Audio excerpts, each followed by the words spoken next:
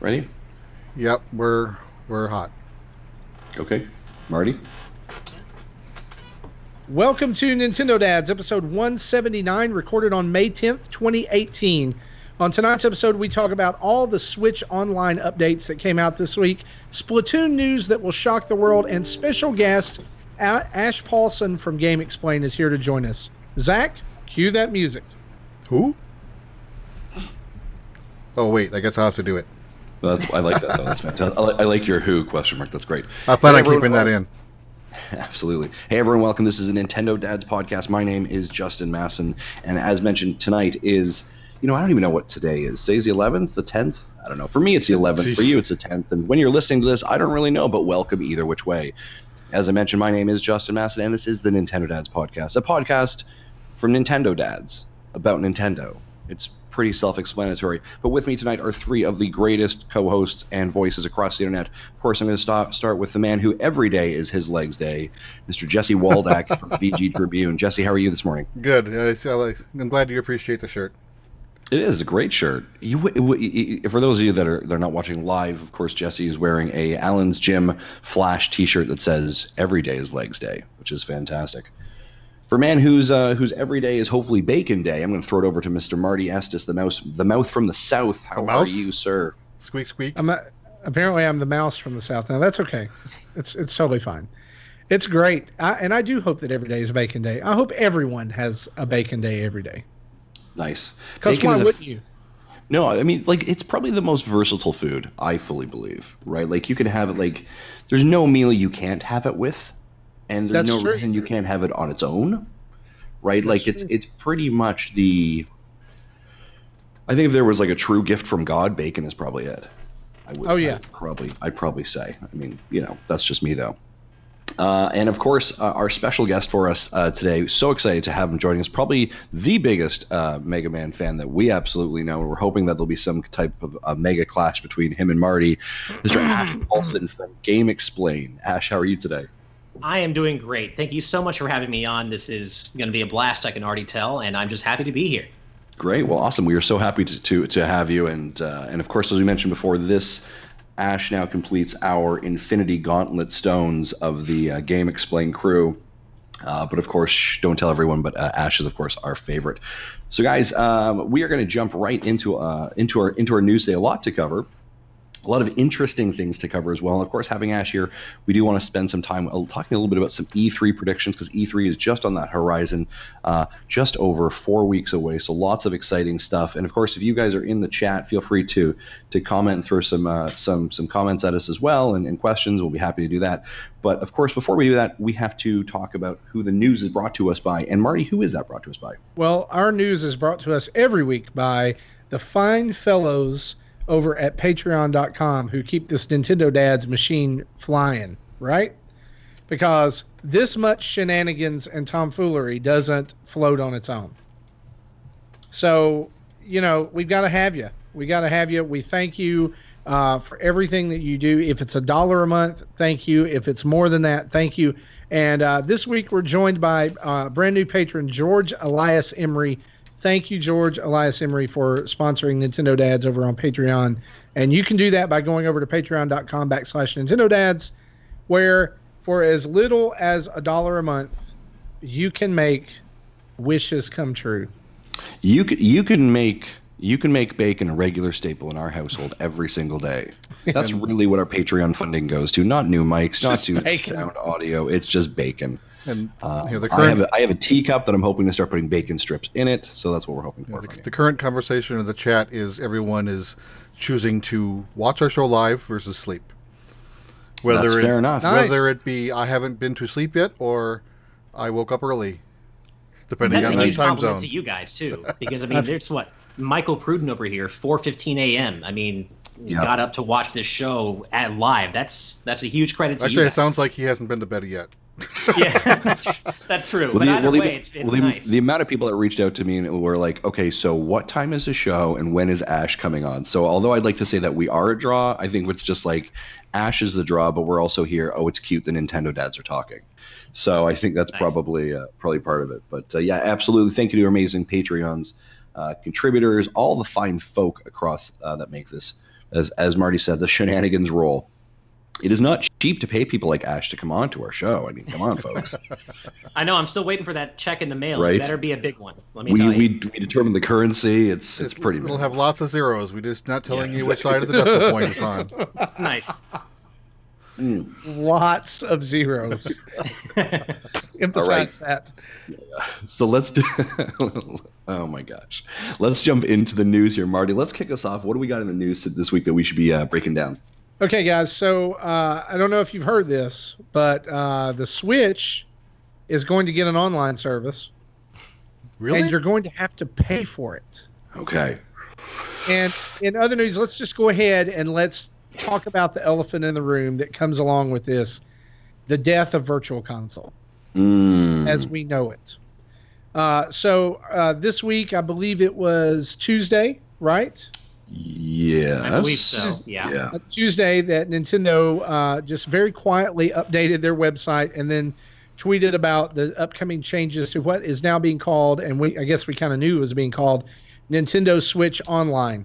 And so let's run down a few of the features, I guess the major points of it, and then we can kind of break down and talk about it and I guess give our view on it. So Nintendo is going to launch this in September and is going to launch with probably the most affordable online plan that is out there for any of the three systems at $19.99 for 12 months.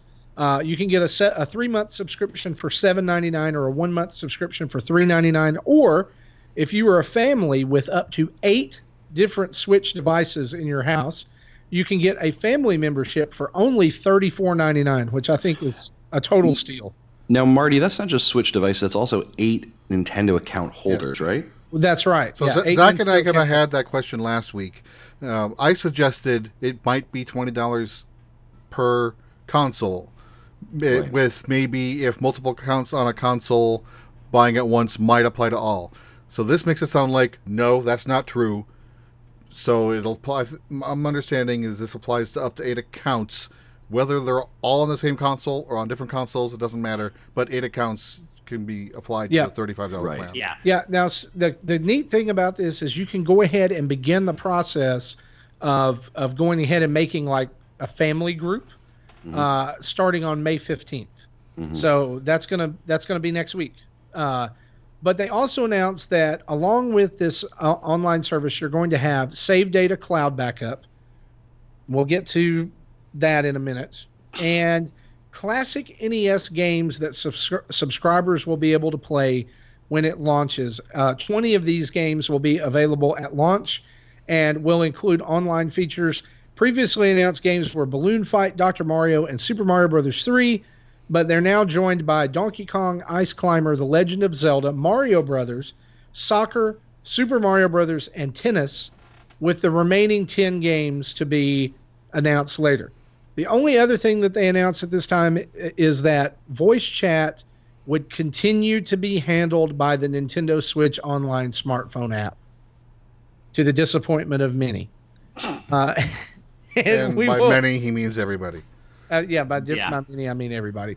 So basically, breaking it down, NES games, voice chat still in the app, cloud saves, and pricing. So let's just start. Let's start with pricing.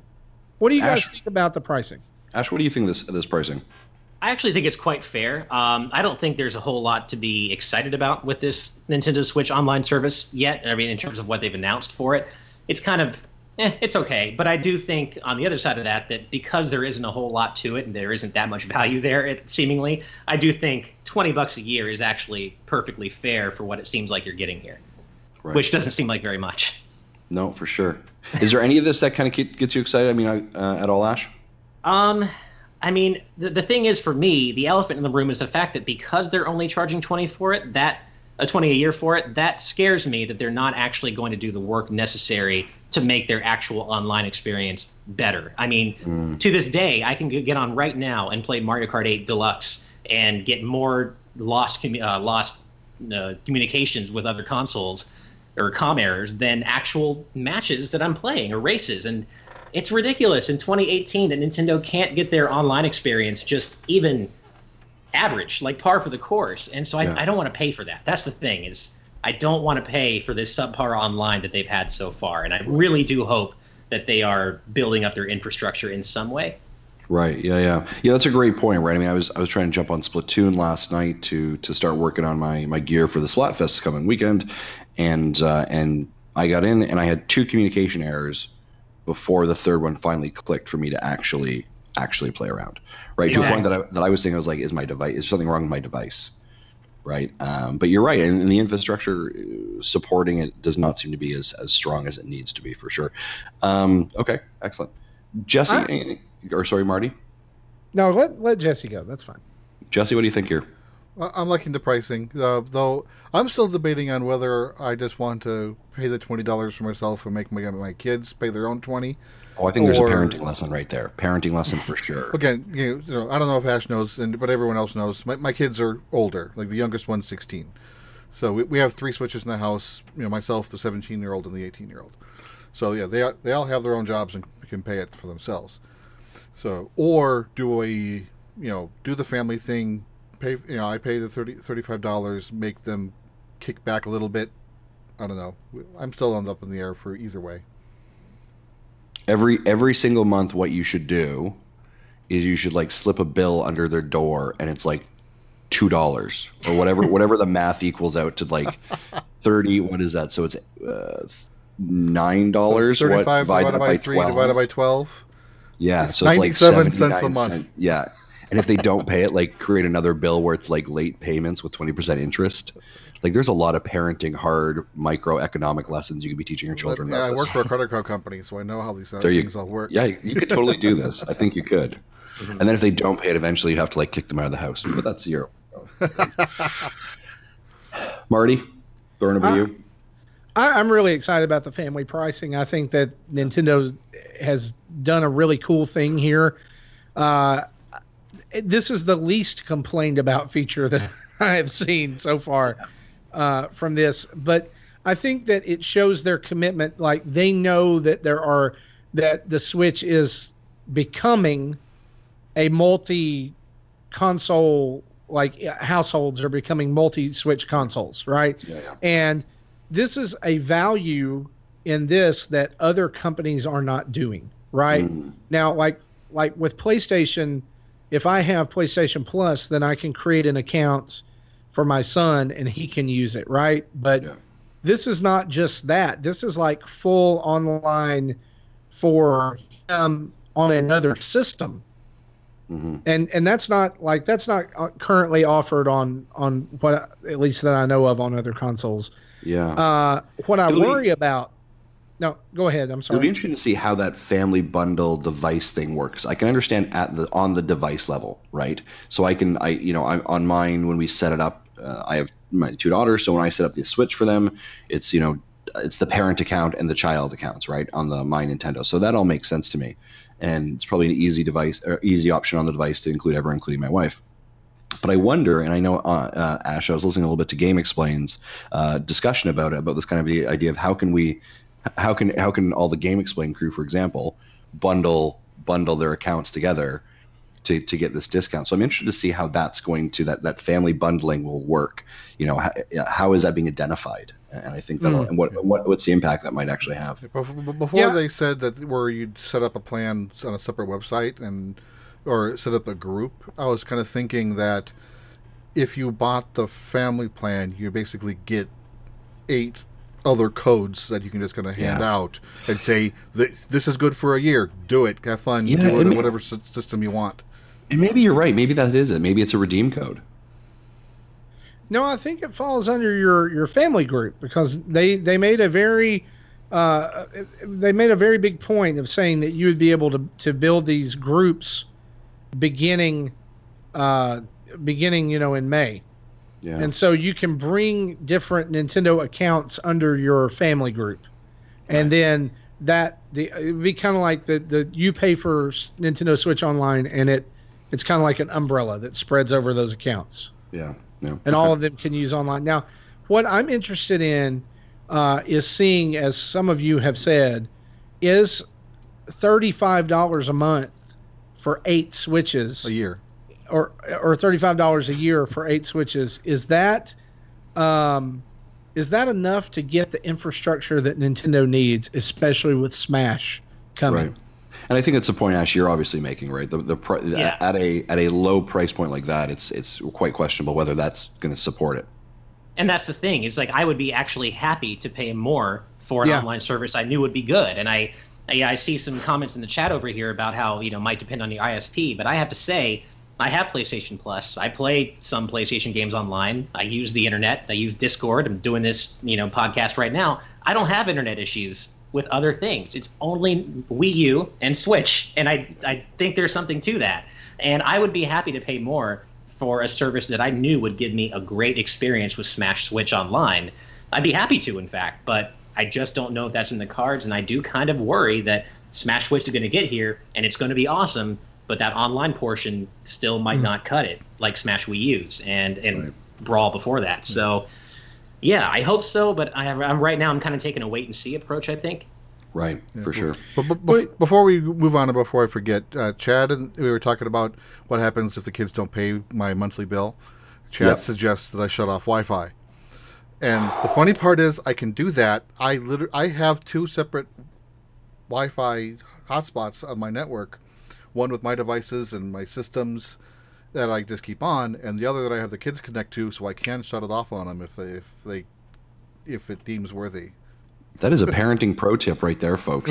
Have dual Wi-Fis going so you can suck the life out of your kid's Wi-Fi in a heartbeat. I like it. You're welcome. So, here's my thing. I'm going to go back to what Ash said, that he would gladly pay more. I'm used to paying $60 a year for PlayStation Plus, and now Xbox Live as well. I would gladly pay $60 more if they would jettison this Nintendo Switch app. If my extra money, and I would pay more for the family account as well. If I don't think it would be outrageous for Nintendo in this day and time to say it's $99.99 a year for those 8 Switches, right? Mm-hmm.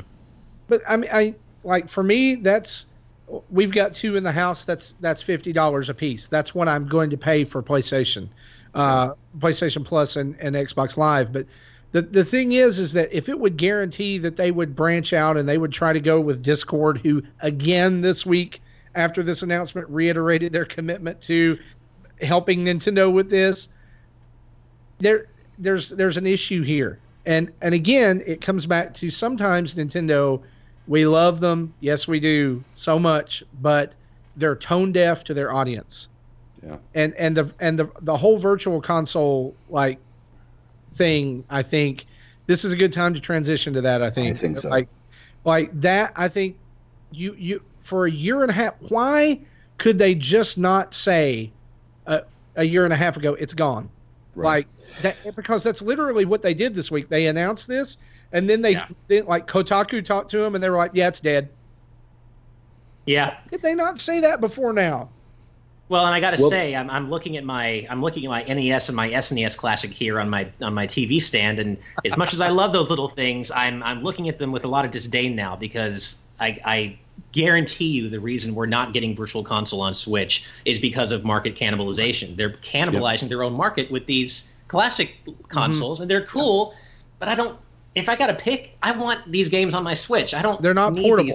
Yeah, they're not portable, and I guarantee you that's why, though. I mean, I don't know that for sure, but that has to be why, because they're targeting the same market there. And if they aggressively pursue a Virtual Console style solution on Switch, why are people, other than for bouts of nostalgia, why would people go out and buy these $60, $80 mini consoles? There's no reason to. And I wonder, and Marty, you kind of asked the question of was it in the cards to start off with? I wonder if maybe it really wasn't. Right, and they didn't understand the pure appeal of it, and then only after, to Ash's point, the market cannibalization of how popular the NES Classic was and the SNES Classic, did they realize they're like, oh, we can really make more money on this option, right? Because if you think about it, if they opened up a Virtual Console today, how many games are you buying on the Virtual Console? Like, really? Well, if they open up a Virtual Console today, what I'm hoping is that Nintendo realizes that I have spent gobs of money over the year on Virtual Console games, and those purchases become tied to my account, which so if in you other remember, words, 0. yes. Well, I'm going to download them all. I want every virtual console game that I own. But that wasn't the question. Switch. That wasn't the question. What was the question? I'm going to buy. What would you buy? I'm going to buy. I would if there's any I don't have that I would buy those. Well, I mean, here's the thing. I would much rather them and this may be a whole nother thing. I would much rather have my virtual console versions of the Mega Man games I bought than the Mega Man Anniversary Collection. Ooh, interesting. Well, I agree if you're saying the money. I agree if you're saying the Anniversary Collections, because those were terrible, but the Legacy Collections are great. That surprises me because you got, I guess, but you also get 7 through 10 or 8 through 10, which you wouldn't get on Virtual Console at least. Well, that's true. That's true. But here's the thing. There's a lot of games, too, that came out on Virtual Console that, just to be honest, we're not ever going to see those released again. Right. TurboGrafx 16 games, probably not. A lot of the Genesis games, unless they come in these new collections, like Sega Ages or whatever, we're not going to see those again if Virtual Console doesn't exist. Like Final Fantasy VI, I don't think they're... Yeah. Let us, for those of you that are in the chat, let us know, are you disappointed you're not getting Virtual Console, or is it meh? Now, in all fairness, we are getting a modified, what I would call modified Virtual Console. Right. So that's unto which we do not know, right? Nintendo is releasing these 20 games. So, Ash, you are disappointed that there's no Virtual?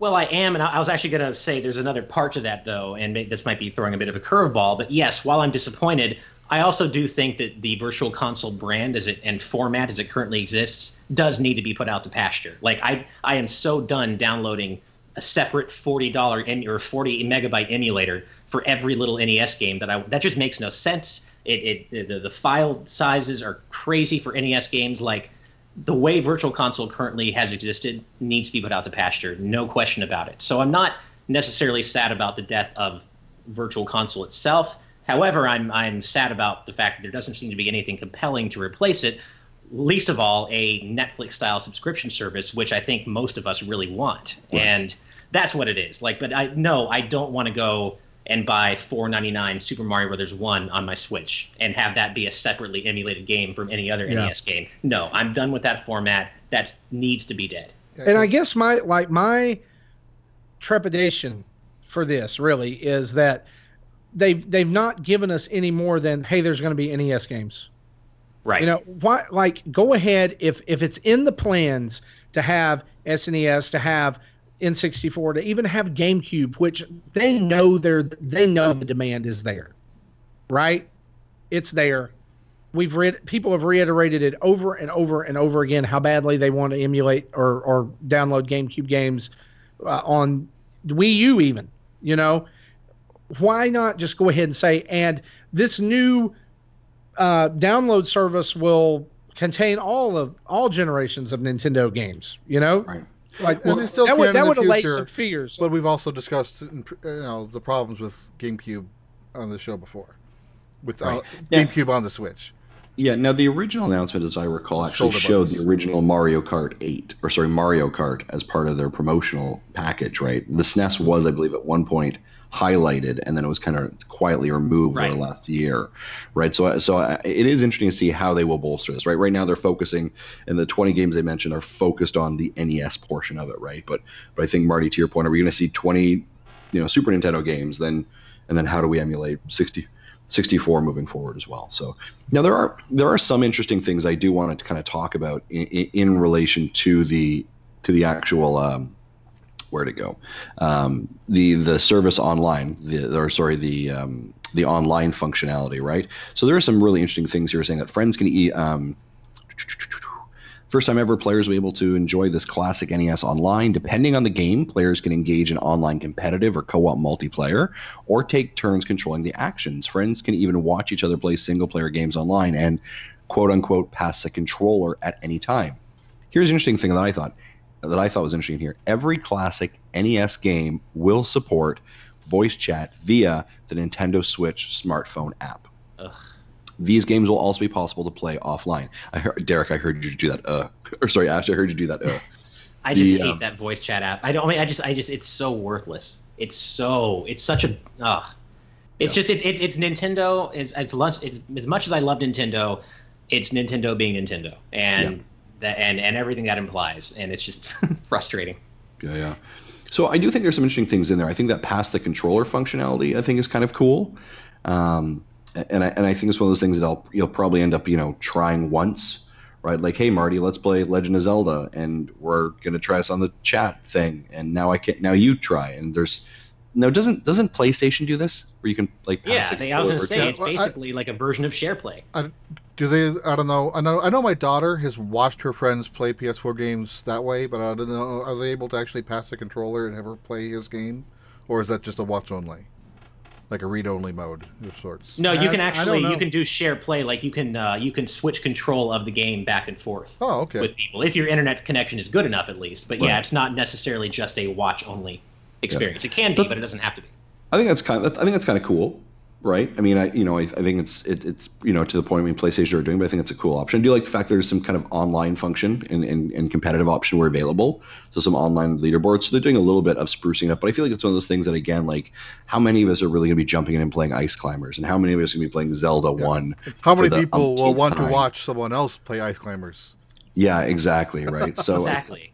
I think that's a bit thin. Here's the thing, like it kind of smacks at Twitch streaming, and the idea that people do like to watch other people play games, but why not just open it up to stream on Twitch? I mean, I love that Nintendo wants to have things like this, but it's like they're like, okay, we know Twitch is popular and we know it's a great service. How can we make one for ourselves? Mm-hmm. They do this with everything, and it just, I thought we might be getting away from some of that as we kind of moved into the Switch era, but we're not. It's like you just see this come up all the time. It's just typical Nintendo. Like they're like, how do we take something that people love to use that's easy and make it hard? Well, it's because of that whole, got to protect the kids thing. And I mean, look, you guys are dads, so I know how important that is to you guys. But I would think that there are other ways to protect children than just taking power away from everybody who is using your device. And that drives me crazy. Can I say what it is? It's called being a parent and not letting your kids do that.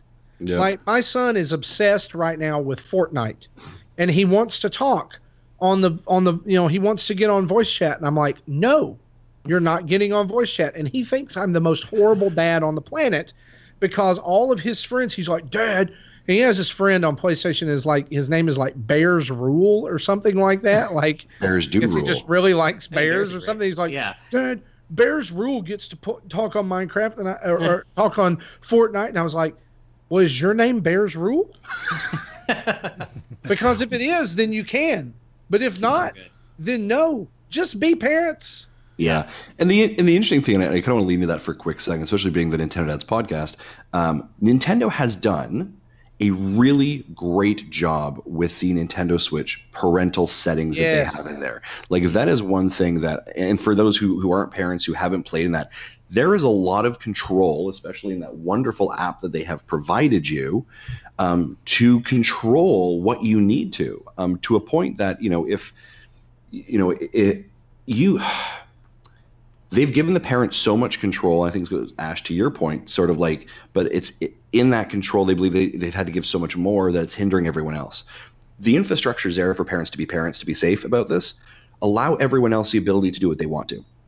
And let the parenting run down to that. Like, I mean, if I was concerned about content, guess what? There's an IP whitelist app function. I can turn that on, and it says you don't have access to these at all, based on your age settings, the bands, right? Like you can do that. So they've given the control to the parents. Let the parents parent, and let every other gamer do what they want to. And you could do that down to the voice chat level as well, right? Like I don't know. It's kind of the broad sweeping brush that Nintendo's put on everybody, which is unfair. Well, and it's like, and the really silly part of it is it's not as if kids are already using Discord to chat with friends playing Splatoon 2 or Mario. It's like they're already doing this. That's what's so, like, Nintendo likes to cover their eyes and stick their heads in the ground and pretend like, oh no, kids definitely aren't using apps like Discord to do this already. We have to protect them, and it's like you're protecting you're creating an answer to a problem that doesn't exist. They're already doing it. Yeah. Like, interface with them in that context. Find out ways to protect kids on the service that people already want to use for this. Yeah. Be where they are, not where you want them to be. I don't know how children of Japan are, but yeah, definitely here. I fully agree with you. Yeah. Kids are already doing it. Yeah. I think we should start a new channel called Ash's Parenting Corner. I like it. the one of us who isn't a parent. I love how it's named after me. Yeah, exactly. It's solid. It's it's preemptive. So, Excellent. One kind of thing that I thought of about Nintendo trying to be its own Twitch is you can't monetize that. The way they're doing it, you can't monetize it. Yeah. Well, that's a good point too, right? I mean, they can't make money off it. Now, speaking of, I mean, so we've kind of been a bit, we like the price. We're not really happy with this kind of destruction of the virtual console, but the kind of silver lining, the silver lining around this cloud, see what I did there, is that they did announce cloud storage and saving as well. How do we feel about this, guys? I felt really good about it until I heard that games could either opt in or opt out of it. Yeah, I mean, that's ridiculous. I think it's great. Like, I mean, I think it's a good thing. Of course, it's objectively good to have cloud saving when you didn't have it before. But is that the kind of thing that should be locked behind a paywall? Agreed. Well, the more I think about it, the less good it tastes that leaves in my mouth. It is for every other system. Yeah, it is. Yeah, I know it is, and I feel like that's something that we can't uniquely blame Nintendo for that. Of course. Now the thing is a USB drive output save should not be locked behind a paywall. That should be there's 2 USB ports on the Switch on the front, one in the back. They have to. I mean, let's use them for more than charging stuff, guys. Well, and that's what's so weird is we were talking about how we're hoping that Nintendo might kind of get away with from some of these boneheaded decisions in the Switch era, and to a degree they have. Like, I'm thinking about those USB ports, and I'm thinking about the fact that with the 4.0 Switch firmware update, they quietly added support for wireless USB headphones. That's awesome. That's so the kind of thing that Nintendo never would have done in the past. So they are doing it to a degree, but then they don't go all the way. It's like a half step, and it drives me crazy. Yeah. The thing that the kind of the unknown here is what's the limit? Because we all know what the size of Marty's Minecraft is. It was 6 gigs. It probably won't fit. Yeah. Well, I mean, and that is the thing, right? I heard everyone on the internet like celebrate, like, huzzah, we're all getting cloud storage, and it's like you need to temper those expectations real quick, right? Because as Ash mentioned, like, you think about what we are actually paying. We are paying a low cost, right? And so if you think you're getting like, oh, sweet, now I get my 5 terabytes of cloud storage.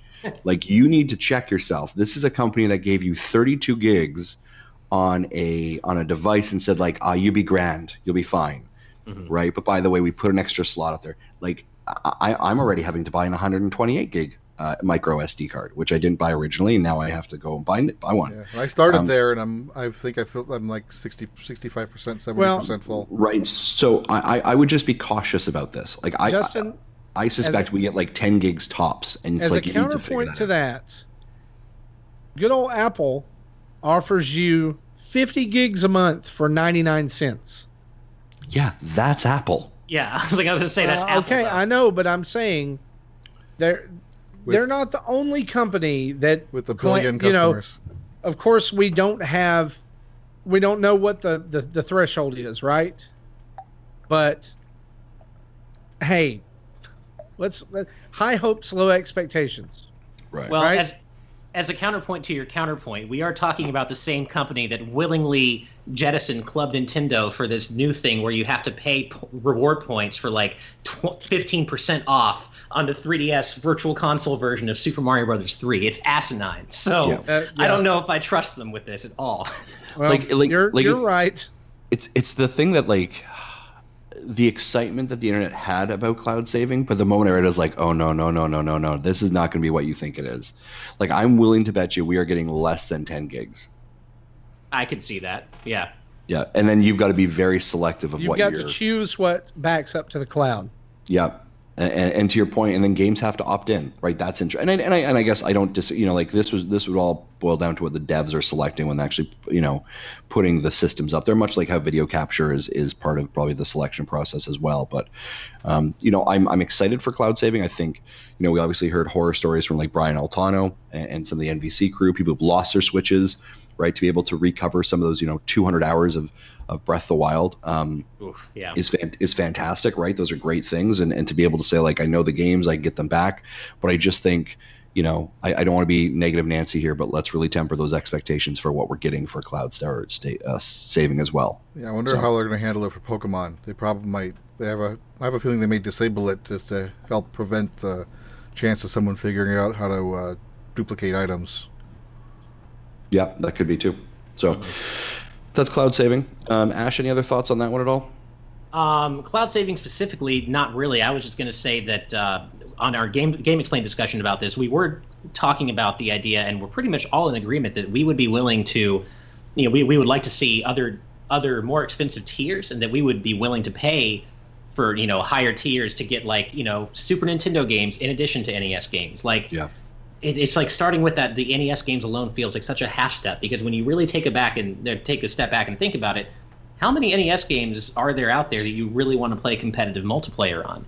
Yeah. However, you take that step to Super Nintendo, and suddenly everything opens up, and there are tons of games that would really benefit from this online service. I mean, just the thought of Tetris Attack with this, I can't even. That would be perfect. Like that, I feel like that's made for Tetris Attack. But we got to do Ice Climber and Zelda and Mario 1 and Mario 3, and many of those games are fantastic, but you kind of touched on it earlier where a lot of those games really aren't. I'm sorry, Ice Climber wasn't ever good. It's not good now. It wasn't good then, yet it's like Urban Champion. They keep throwing it at us, and it's just these games aren't that good. Competitive speedrunning leaderboard Super Metroid. Oh, that would be awesome. Wicked, right? Yeah. Even same thing with like Donkey Kong Country, right? Like there's so many options they could do. Hopefully, and for all we know, Nintendo will add that, and they'll have a conversation about it. Like, oh, and by the way, here's now 20. And I guess it's just the fact that if they had said, games beyond the NES, right? If they'd actually said the entire library at points would come in at different things, we'd be okay. But I agree with you. And I think that we would be remiss in not mentioning the fact that there is some concern that these are only going to be playable online. It does say on there that you can also play them offline. Oh, it does? Yep, it does. So you don't have to have an active internet connection. Like, I guess you're going to be able to download them to... it says here it will also be memory cards.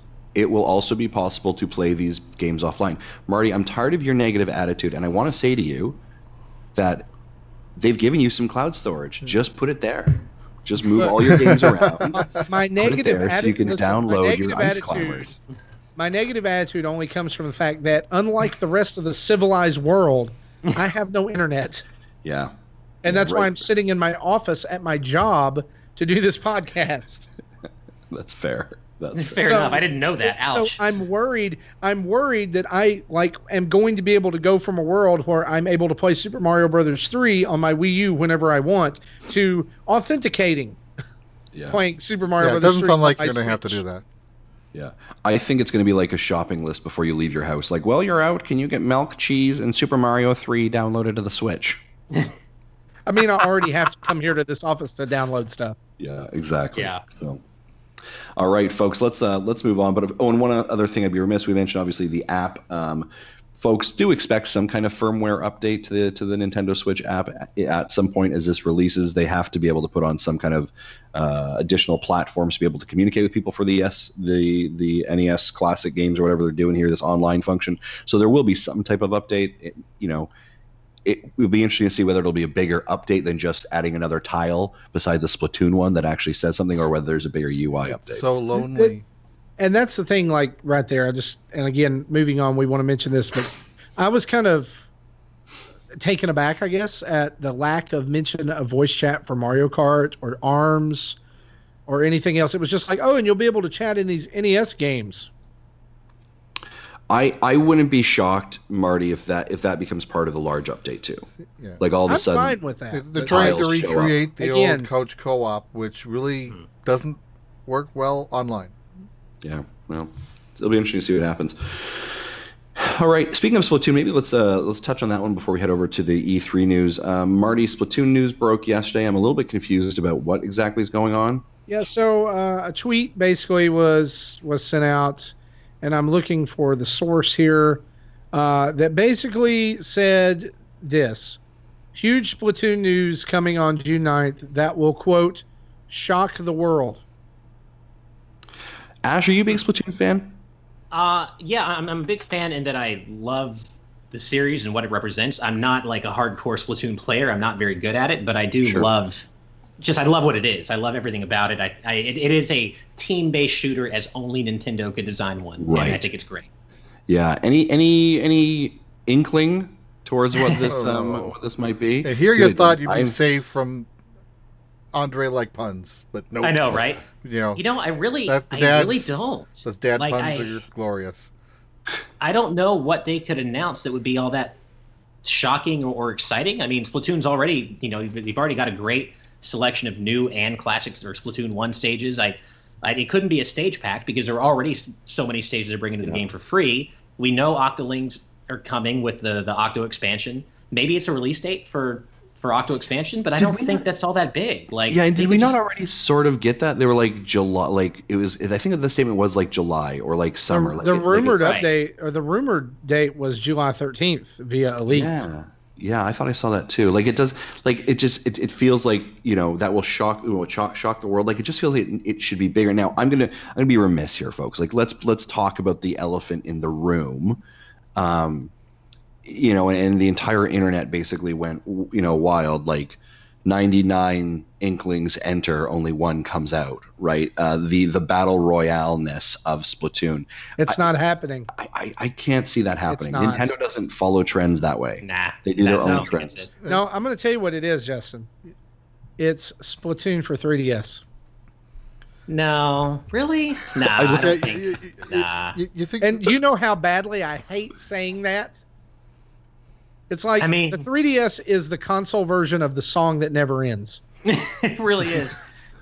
Okay, well, think about it. I mean, okay, they're not going to release another single player expansion because they don't want to take the legs out from under the Octo expansion, right? It's not going to be a Splatfest. It's not going to be multiplayer stuff because they've already kind of tipped their hat to that when they released the game, saying that there would be a year of updates and 2 years of Splatfest. The only other thing that I think it would be some kind of paid service just for Splatoon. Oh, could you imagine if they start microing it to every game? Now you need to pay $20 to play Splatoon, and you get all of these. I don't think that. I mean, like maybe like they said there's not gonna they're gonna release all this stuff via DLC and it's gonna be free. Maybe it's the first paid DLC that's not single player. Maybe it's. I honestly, past that, I can't think of anything because it would be shocking to have Splatoon on the 3DS. I mean, that is fair. That would be shockingly disappointing, but it would be shocking.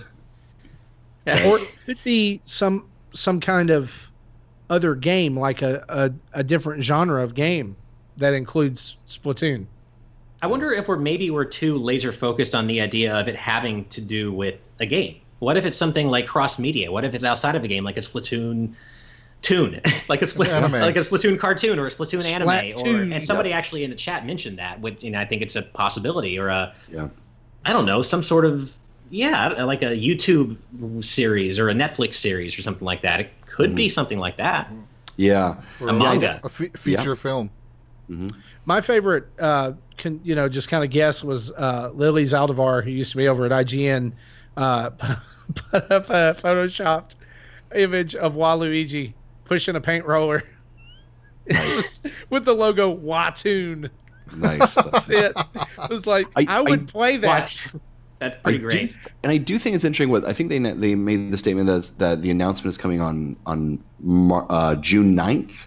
Yeah. Which is a couple days before Nintendo's big E3 announcement, right? So, and I think this may be actually, to the point, Ash, that if it was game related, they'd keep it in the E3 event, right? But if it's a franchising or an anime or some kind of breakout of it into a different format, then they would probably bundle that outwards. Maybe it's a Splatoon movie. Could be. I like this one from the chat. Tokyo Mirage Sessions Sharp Octo. Nice. I'm all about that. I mean, this is 2 days before the Splatoon 2 World Championships begin, right before E3. So I don't know. Yeah, it'll be interesting to see what that ends up shaking out to be. So the internet will continue to speculate for the next 4 weeks, and then we'll all be disappointed when it's like, and now you can buy T-shirts or something. What if it's a world-shaking announcement like a new character for Donkey Kong Tropical Freeze? It's Cranky Kong. You remember that bomb? Oh yeah. At the Game Awards. Or what if it's can you imagine if it was like a free-to-play Splatoon mobile game? If that was their next big, Mario Kart Tour, that can wait. Here's our shocking announcement: Splatoon Mobile. Have fun, everybody. The date range they gave for Mario Tour ends in March 2019. So sure, why not? Yeah. Anything's possible. So we'll keep our eyes out for it. And Splatoon Match 3 puzzle game. Oh my gosh. Play. Yeah. Could you imagine, right? Speaking of E3, while we're in that conversation, let's maybe sit in the pocket now. There was a bit of a leak from Walmart this week, from Walmart Canada. Come on, Canada, get your stuff together, all right? Come on, guys, what are you thinking? You leave and they start falling apart. I know, they really do. They called me. They're like, should we leak stuff? I'm like, whatever. So for those of you that have not seen the E3 Walmart leak, and if you don't want to be spoiled on what they mentioned, feel free to, skip ahead a little bit, but we'll have a quick conversation about it. So, Marty, you want to run us down what happened here exactly? Yeah, so Walmart basically leaked a ton of games that they have now come back and said was a system glitch, and in their kind of butt-covering PR move is kind of like, the game, we don't announce games, game companies do that, but several high-profile PlayStation and Xbox One games got leaked, like Borderlands 3 and some other stuff. But among that list, for Nintendo fans, were placeholders for Metroid Prime 4 and Pokemon for Switch. Which, obviously, there's a ton of smoke around the Pokemon for Switch in 2018 rumor. Yes. So, that fits, but I totally don't see them dropping Metroid Prime 4 this year. I don't see where it would fit. What do you think, in their release schedule? I mean, that's I agree. That's what's so weird about this, because and this is kind of, I guess, starting another conversation too, but we already know that they've said that everything in their E3 presentation this year is only going to focus on 2018 releases. And I get that, but I don't see them debuting Metroid Prime 4 last year and then it being a no-show in their presentation this year. But I also don't think, I agree with you, I don't think it's going to be a 2018 release. But that doesn't really jive with what this leak has been saying or suggesting. So I don't know. I mean, there is a lot of smoke around that Pokemon Switch in 2018 rumor, and I personally am starting to think that I was originally very much against the idea that would even be possible. Like, there's no way Pokemon's 2019 for sure. I've kind of changed my mind on that. I'm thinking it may actually come out this year, but Metroid, I don't think so. So I don't really know what this means. Yeah, well, Metroid feels like it's way too far out. To add a little bit to that, tonight, GameStop has listed 15 unknown Switch SKUs in its system with a release date of 12/31/18. Of course, that's end of the year. Common placeholder dates. If you think about this, when was the last time that we saw that en masse listing in unknown games in the database, in GameStop's database? It was right before the last big, direct, where they announced a ton of games. Mm-hmm. Yeah, that's a good point. So basically, what I've seen people saying is it looks like E3 is going to be very big for Nintendo fans. Well, now, some of those may be games that we have, I assume some of those games are games we've already heard of that are definitely things that are coming down the pipe. I'm like you, Ash. I think Pokemon is this year. I think it's going to be their November game. I think it's going to be huge, and it's going to sell tons of Switches for Christmas. And I think that's exactly what they want, because they're going to be able to do a 1-2 punch of Smash and Pokemon. But, like those other games that are lurking out there that we've seen but haven't heard from in a while, like Fire Emblem for Switch and Yoshi, where are these games, right? Right. And it's a good possibility that's some of them. Yeah. That's a good point. So so I think there's a lot of possibilities that are going to occur there at E3, and unfortunate for those who like to be shocked. I mean, this leak seemed to mainly impact those fans who are big Xbox fans and who are PlayStation fans. That seemed to really affect them the most. I think for us, like when I saw the leak, I was like scrolling through. I was like, oh yeah, they have Smash there. Yeah, I think we knew that one was coming for sure, right? Like, and by the way, Shantae, doesn't that come out tomorrow? Like, just that kind of. I was like, is there any Nintendo games on here? But we did see, obviously, Pokemon, to your point, where there's smoke, there's typically fire. And obviously, Metroid was the one that hung out to me as a bit of an oddity. But yeah, it's too bad when these kind of things happen, because it does kind of like take some of the sting out of the big events. But I think for us Nintendo fans, we've been sheltered a little bit. Let's start jumping in, though, to E3 is a good segue, and I think Ash, you were talking a little bit about the connections. We, as mentioned before, with having you here, we'd be remiss if we did not talk about E3 and some of your predictions, sir, for what's going on. Now we're doing our massive prediction show next week with Rogers Base, but while you're here, I wanted to pick your brain as a man who has been to many of these things and will be there this year with Game Explained as well. I'm correct on that one, right? Yes, I'll be there. Yes, I was like, I did not just be like, yeah, no, he's not. But no, I'll be there with Game Explained, and we actually haven't done our big predictions video yet, so I haven't unfortunately come up with a full list yet. Sure, that's okay. This can be like a little bit of a practice run, a rehearsal, if you want to, of just testing the water. And we'll tell you whether it's like, thumbs up or thumbs down. The chat will tell you whether it's a good idea or a bad idea, and then you can just it's a good rehearsal. So Ash, what are some things that you're expecting that we're going to be seeing at E3 for Nintendo this year? One of the things I'm most excited about is that I really do think that, we had the booth focus on Breath of the Wild 2 years ago. We had the awesome booth focus with the New Donk City, Super Mario Odyssey last year. I do think that the booth focus and all the decorations and everything is going to be completely geared towards Smash this year, and that makes me so excited. So I do think we're going to see. I think that is going to be the big focus. And again, that's not a crazy out of the off the wall prediction, but I think there's enough reason speculation to suggest that Smash is going to be their main focus at their booth this year. Yeah, and those booths, I mean, we haven't been there ourselves, but always being able to see the pictures live or seeing the film footage there live. We've had obviously our friends from Mega Dads go there as well and send us footage back. Those booths are immaculately done.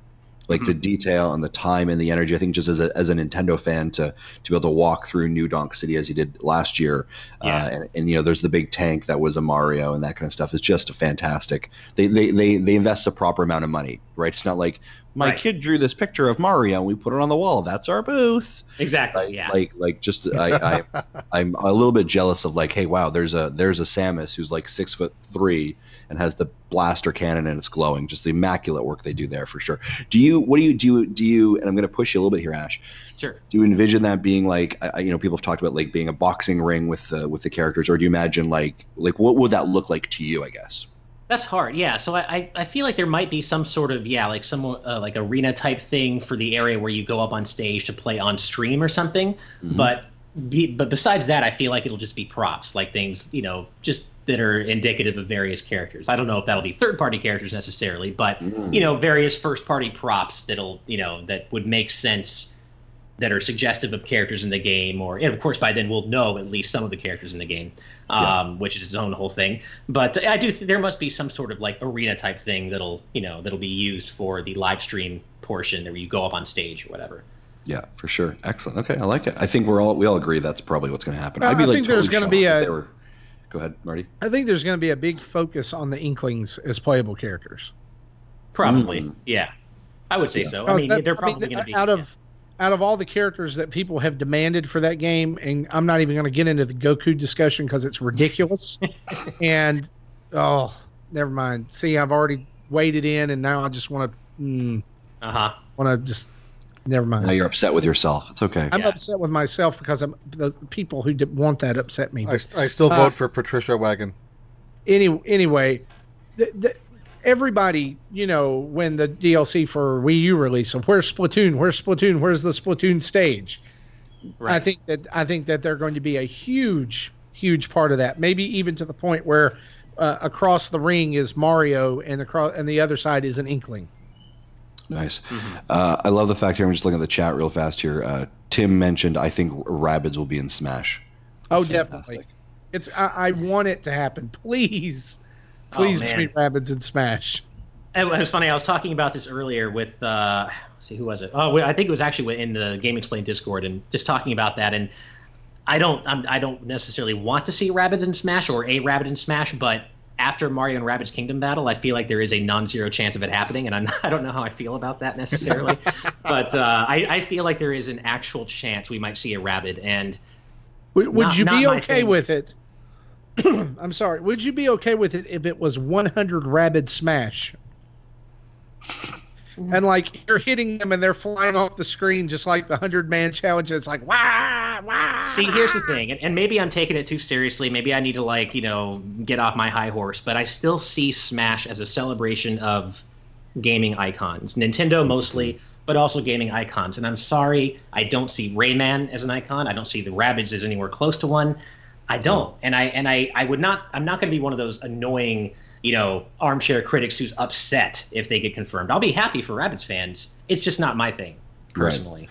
Yeah, I mean, it's the same reason why and to be in all honesty there, Ash, they really probably shouldn't have put Mega Man in there. I mean, he's not an icon. Nobody really likes him. I almost took you seriously for a second. I'm like, you're kidding me. Okay. I almost took you seriously. But I mean, to that point though, there are some other characters that people have been saying, might happen. Like Crash seems like there is, a little bit of and again, I mean, Crash, he's an icon, but I don't know if I do know he's not on the same level as characters like Sonic and Pac-Man and Mega Man. And I don't know, but to be fair though, I initially would have said that about Bayonetta, but now Bayonetta gets grandfathered in because she's essentially a Nintendo character now, and she should be here, straight up. Yeah, exactly. But I don't know about the Rabbids.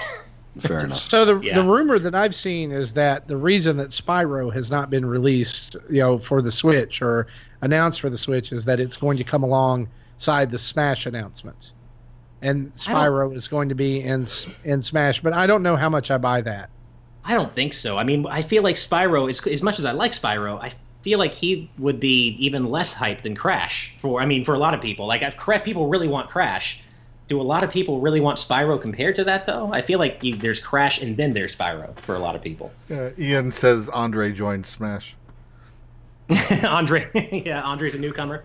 Yeah, if Charles Martinet can be in Runner 3, why not?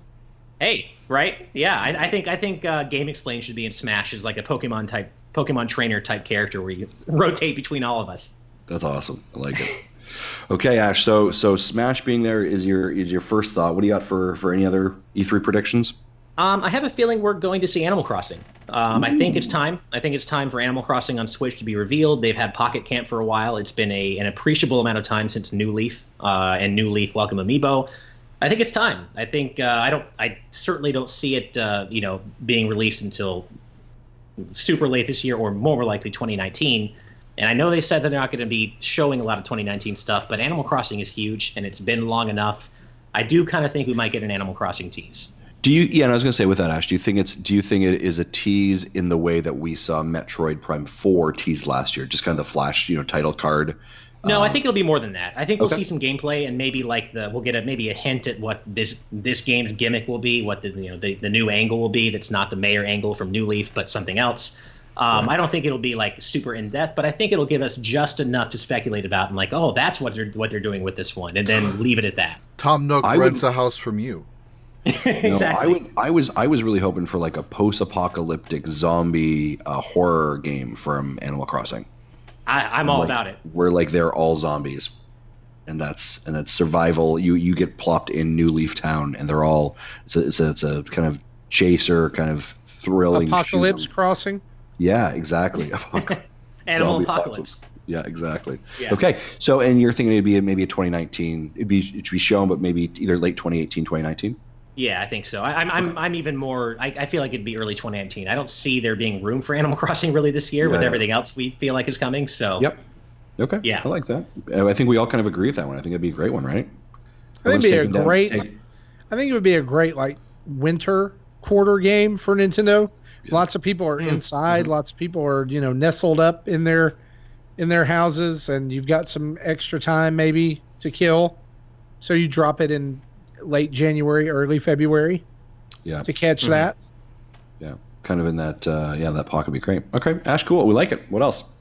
Well, this is kind of an anti-prediction because I have been predicting for a couple of years now, ever since the Eurogamer stuff and the Emily Rogers backed rumor came down about Mother 3 finally being released for the Wii U Virtual Console and it having been localized and it's ready to go. I've been saying, okay, this is the year for a couple of years now, and it never happened. So I'm going to go the other way and say there will be no Mother 3 this year. It's not going to happen in the hopes that I'll be wrong and that this will be the year they actually do it. There. Yeah, so I don't think we're going to see Mother 3, but I sure would love to be wrong about that. So, yeah, I would, yeah. This is the same company where they've said, we hear you. Mm-hmm. And that same phrase was used about Virtual Console. So, there you go. And I would love to be a fly on the wall. And we're ignoring you. In terms of why this hasn't happened yet, because it's clear that so many fans demand it.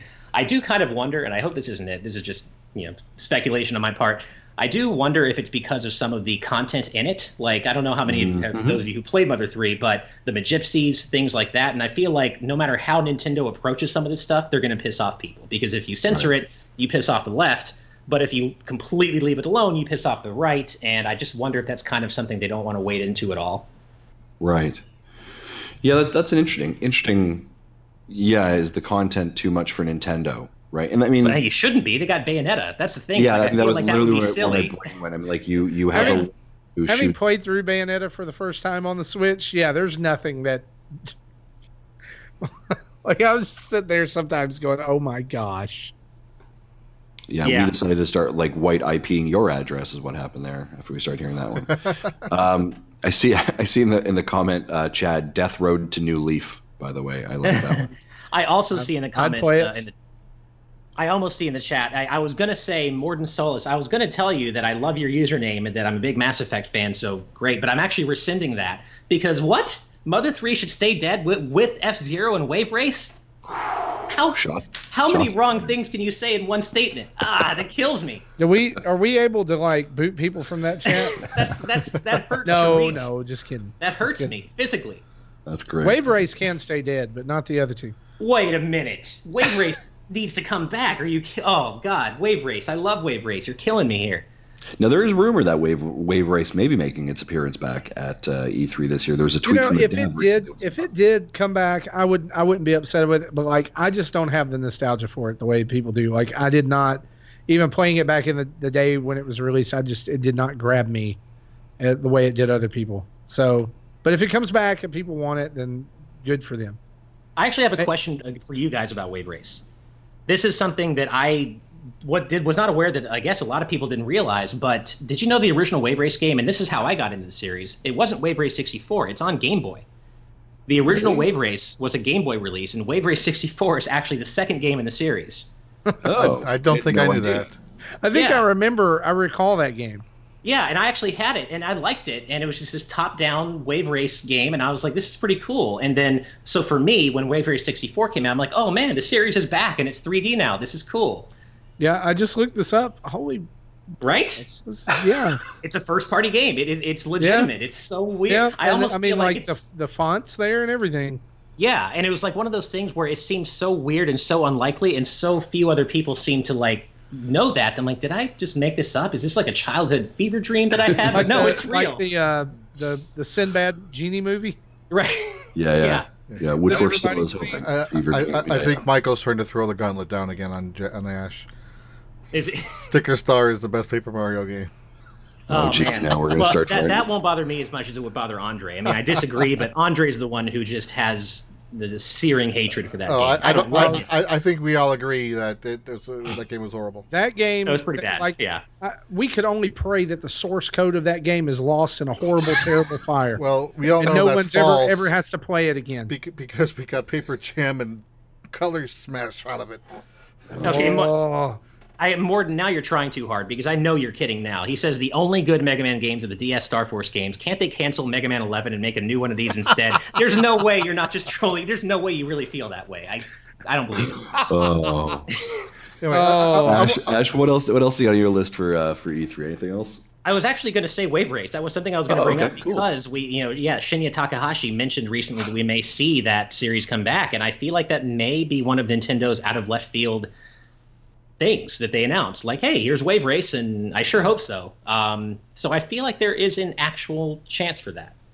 Okay. All right. Excellent. I think they're, at their best when they kind of hit the niche, of their wheelhouse, and then all of a sudden, like, boom, here's this left field thing, right?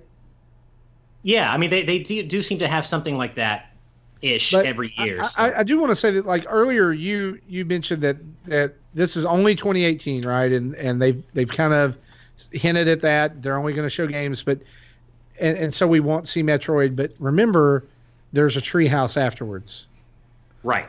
And that's where I think we'll see Metroid Prime 4 this year. In fact, it may what I think is maybe we'll get an interview with one of the developers or the producer on that game, and maybe first screenshots or something like that, just so Nintendo can say, hey, guys, we're still working on it. It's coming. Mm-hmm. That's a good point. Okay. All right. So Wave Race. Very cool. I like it. What else on that list, Ash? Anything else? Trying to think. I sadly don't think we're going to see F-Zero. I want to predict that we'll see F-Zero, but I just don't think it's in the cards. I want it to be so badly. But I think that's just going to be another no-show again. I have this outside feeling that we may see something new with Metroid, and not Metroid Prime 4. I feel like they might try to keep that momentum going, and maybe with another 2D Metroid, maybe on 3DS only. But I kind of have a feeling.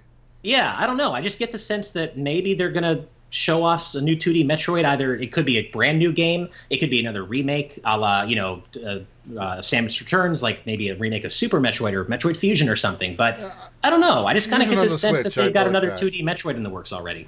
Mm-hmm. Okay. Excellent. I like that. Okay. I would take more Metroid. Do you think they're going to do a Metroid Prime collection? I think so. I think that makes sense. I hadn't actually thought of that, but no, I'll add that to my list now because that was something I thought about before and I forgot to think of it now. But yeah, a Metroid Prime collection seems like a pretty safe bet in my opinion. I feel like that would be something they would just kind of like a one-off. Hey, by the way, here's something else cool that you guys are going to like: Metroid Prime collection on Switch.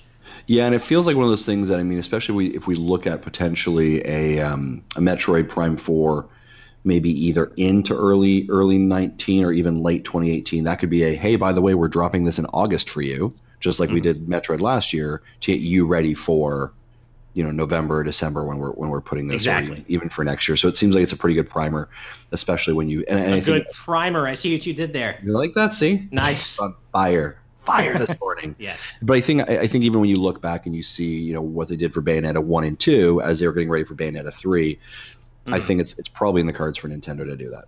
Hey, well, because Ash, Sorry, go ahead. Oh, I was just going to say it's been so long since these games have been released. Like there really isn't a whole lot of reference point for people who got into Nintendo after the Wii, really, because that was the last time we saw this trilogy is Metroid Prime trilogy. So there is a real reason for them to want to re-release these games again to get people excited about Metroid Prime 4 who may not be into the series yet. Corruption without motion controls might be difficult. I'm not sure. I mean, I don't see why they'd have to take out motion controls. It's been a while since I played that game, but knowing that was built for the Wii, I don't know, that could be different. Mm-hmm. Okay. All right. So my question that I was going to ask you, Ash, is like, we've talked about it a little bit. What do you think the possibility of Fortnite for Switch is? Ooh. I feel like there's definitely a chance. I'm not going to go and say, yeah, it's definitely happening. But, I mean, look what happened last year with Rocket League. And it was a perfect get. It was completely the right choice at that time. And given the temperature of things now, that would make sense for being this year's Rocket League. There's really no other, collaboration they could announce right now that would be more topical and more current, I think, than Fortnite, even if I personally don't really care about it that much. Mm-hmm. Yeah, it'll be interesting to see if that is announced, how that impacts. I know there's a game scheduled to come out, I think, in the next coming months called Crazy Justice. I think I've heard of that. Black Riddle, which is essentially their take on PUBG and, of course, Fortnite. And I think it'll be interesting to see if that has an impact there as well. So, cool. All right. Ash, any final predictions?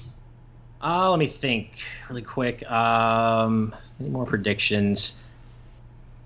I can't really think of anything offhand. I think I've gone through most of the ones I can think of offhand. Of course, I'm going to draw up a list later when we do the GX discussion. I thought I had one that I was going to mention, but it is slipping my mind now. So, yeah. If it comes back, feel free to interject it at any point. We would also say I'd give all those 4 out of 5 star rating for your guesses. So I think you can definitely we've tested them out here. I think they're acceptable for your next one. Or is that you like it a lot? There you go. I like it. Oh, nice. Actually, okay. Here's one that isn't. I don't know if this is appropriate, but it's not a Nintendo prediction necessarily. Absolutely. But I do think that Square is going to stick by what they said a couple of months ago or last month, and actually finally announce the release date for Kingdom Hearts 3 at E3. I think after we're done with E3, we're at least going to think we know when it's coming out. Now, this is the same company that paid however much money to have an event specifically to announce the release date of Final Fantasy 15, which they then missed. So it may not matter. But I do think that we're at least going to think we know when Kingdom Hearts 3 is coming out after E3. Nice. That's fantastic. I like it. Excellent. It's only taken 13 years of development. Only Tetsuya Nomura could get away with releasing a game called Kingdom Hearts HD 2.8 Final Chapter Prologue. And I say this as a loving Kingdom Hearts fan. Nice. 365 over 2. Yes. But before we move on, I wanted to go back to Smash a little bit. And I don't know, do you remember maybe 6 weeks ago on your show, one of your patron questions was if there was what third-party characters that have not yet been in Smash would you want to see from these various companies? Well, we just hit on one right now. My number one now that Mega Man's in, my number one most wanted third-party character is Sora by a country mile. I think that would be amazing. I think Sora would be a perfect fit, but I think, after Cloud, that's the thing. After Cloud, anybody has a non-zero chance. And I think there's a somewhat decent chance for Sora if Disney doesn't get in the way. So I don't know if you saw, but after I heard that, I put out a tweet on what my answer would be for Konami. I said the track and field guy. Nice. I said no. If they could make Wii Fit trainer work, it be a combination of that with a 2D perspective like Game and Watch. I think they could do something with it. If they put track and field guy in before they put Simon Belmont in, oh my God! I don't think you have Simon to worry Belmont about that. is such a fantastic character for Smash. I don't think you have to worry about track and field guy because I honestly don't believe that anyone at current Konami even remembers that or knows what that is. I don't think anybody at current Konami knows who Simon Belmont is. Yeah, I do think unless it's on the face of a video game machine. Is. Yeah. They know pachinko machines, but no video games. What are those? I know, right? I do think, as much as I think Simon Belmont would be cool, and I think there's a possibility there, I do kind of think it's Bomberman's turn if we're talking about, and I hesitate to call him a Konami character because he's not. He's a Hudson character, but he is now a Konami character. And I kind of think with Super Bomberman R doing as well as it did, I kind of think it's Bomberman's turn this time. I'd be fine with Bomberman, yeah. Bomberman was mentioned in the chat earlier, too. Nice. Yeah, and I'd be fine with that. As long as, look, you know what? As long as Mega Man returns, and I do firmly believe that the entire roster pretty much is returning, I don't think there are going to be a lot of cuts or anything. I think all the third-party characters are safe. As long as Mega Man returns, they can add whoever they want. And please replace Leaf Shield with a Mega Man 11 weapon. There you go. Yeah, I like that. Marty, let's move on. What's our quick hot takes, hot news items? Just a couple of here. Monster Hunter Generations Ultimate has been dated for August 28th here in the States on the Switch. This is the game that is known as Double Cross in Japan. So Switch is getting a Monster Hunter game outside of Japan. It's not World. Apparently it works with the Nintendo 3DS version as well. Yes. Right. So that was interesting. So Monster Hunter fans are kind of divided on this. A lot are happy, but a lot are saying it should have been World. There you go. EA now says that the Switch is on by their predictions and their numbers, the Switch is on track to sell 30 million units by December 21st, which means they will no longer continue to develop games for it. Right. Sounds about right. Yeah. Move forward. Yeah. I have zero faith in EA. Yeah. That sounds EA. Yeah. Yeah, we're not gonna. No, they didn't say that last part. But that's true. Oh man, Ian has a great comment over here in the chat. Lootbox joined Smash representing EA. That is fantastic. That is the most phenomenal, hated Ian. character in Smash history. Just a couple other pay 99 cents every time you want to use it. Exactly. Oh, Exactly. Famicom Mini is getting a special re-release in Japan with different games. It's being released as the Jump Edition, and will have at least 10 extra games added to it as well, which is special. I guess it's weird. Like one of the games is Dragon Ball Z, and there's some other games on there.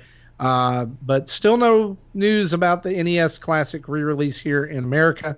I'm just predicting they just show up. Yeah, I kind of think it's just going to happen. Apparently, It's just going to happen. Apparently, it already did in Japan and Europe. It just hasn't happened here yet. Yeah. So just a couple other little things too. Nintendo's going to release an adjustable charging stand on July 13th that allows you to play and charge at the same time in tabletop mode.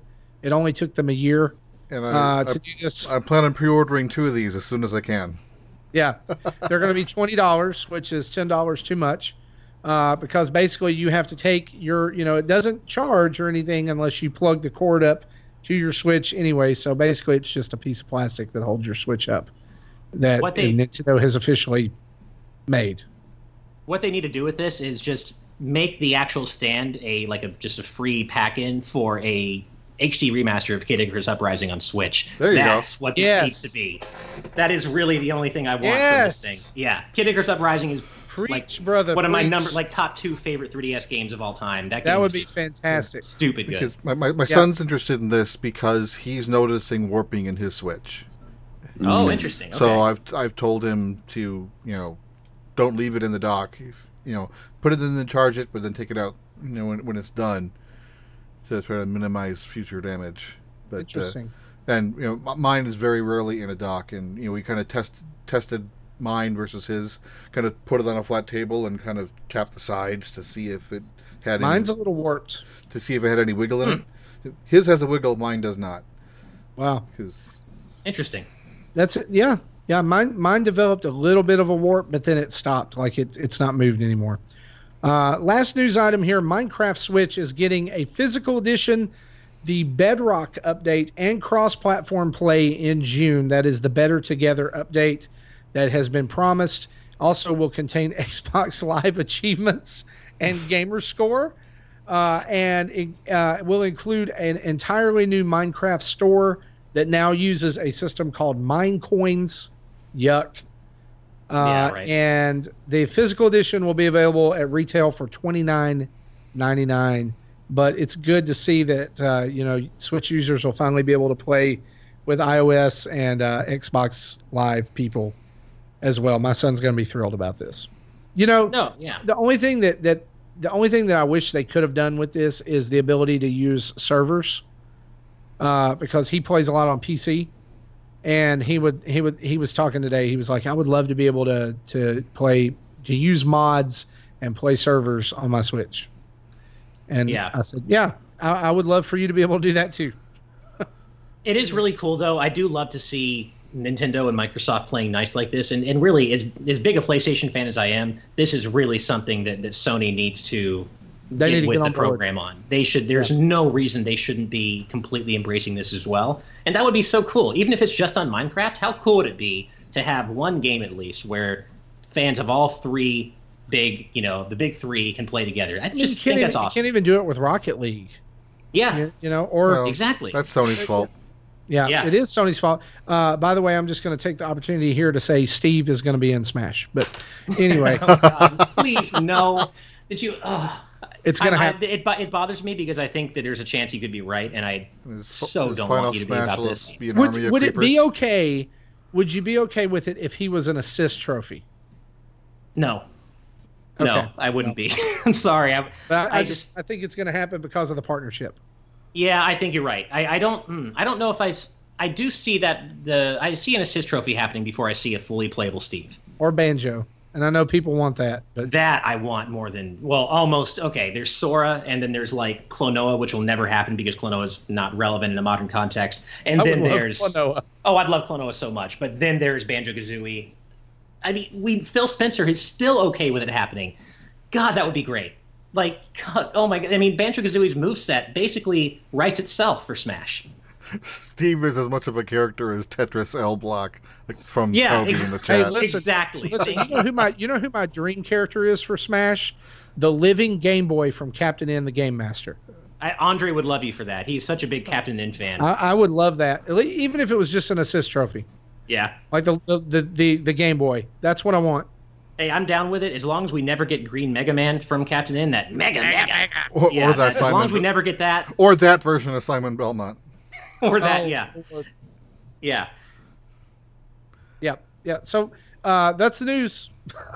Awesome. That's quite the news. Stop us before we suggest more horrible Smash characters. Yeah, right. Let's do that. All right. Well, okay. Before we move on, one more thing about Minecraft. When the whole Play Together update was initially announced, we actually was talking amongst ourselves, I think, or at least maybe Justin and I, saying, could we set up a server that people could then connect to? But I'm not sure if I don't know if we can. I don't know. Mm-hmm. I think there are, like, you can build a world and invite people. But I think that I don't want to have a Switch running 24/7. I have a server in my other room that I would want to have running and do the things like other versions of. If it's essentially going to be the same version as Xbox, possibly. I don't know. Good questions to ask, and hopefully we'll find an answer. With that being said, guys, let's jump into what we have been playing. Do it. So, Ash, as our guest, let's go to you first, sir. What have you been playing? Well, I've been playing a few different things. I actually just got a review code in for Runner 3, which I've been very excited about coming out. So I literally just started that today, basically, and I'm going to be playing that. I also, shamefully, I have had for far too long, I've had an Umber Witch-sized hole in my action gaming knowledge. So I finally recently went back and played Bayonetta 1, and I just finished that recently, and I instantly saw what I've been missing. I do hate that. I think those insta-death QTEs really do bring it down, but as I understand it, Bayonetta 2 fixes all that, and I'm about to start playing that. So Bayonetta 2, I'm just about to start getting into. Dad of War, which I feel like will resonate especially well with you guys. I don't own Dad of War yet, but I did get it on Redbox, and I really, really, really loved it. I can't stop thinking about it. So I think I like that is going to be. I think I like Dad of Boy better. Dad of Boy, there you go. So at some point, probably after I finish Bayonetta 2, I'm going to just run out and get Dad of Boy and play that, because I really have been unable to stop thinking about it since I had to return it. What else am I playing? I'm always playing Pac-Man Championship Edition 2 on Switch or on any console. I love that game. I never stop playing it. I picked that one up, and that is that like your comfort food? That one didn't click with me. It's not really even my comfort food. I just have a lot of I love rhythm games, and I love synesthesia games, and obviously Pac-Man isn't a rhythm game, but just the visuals and the music and the way it all comes together, the ghosts kind of dance, or they kind of thump with the beat of the music. I just love stuff like that. So on that note, I am playing DJ Max Fever on PS4, a rhythm game series. Let's see, anything else? I'm trying to think. Actually, my wife and I may soon be starting something together, possibly. We previously played Final Fantasy VI together because she had never played a Final Fantasy game before, and one who was like, what's a good entry point? I'm like, well, 6 is amazing. We can play a 2-player, and she liked it a lot. So fast forward to today, and we were talking about maybe starting Final Fantasy X together. Oh. And that's personally my favorite game in the series, so I'm super excited to introduce that to her.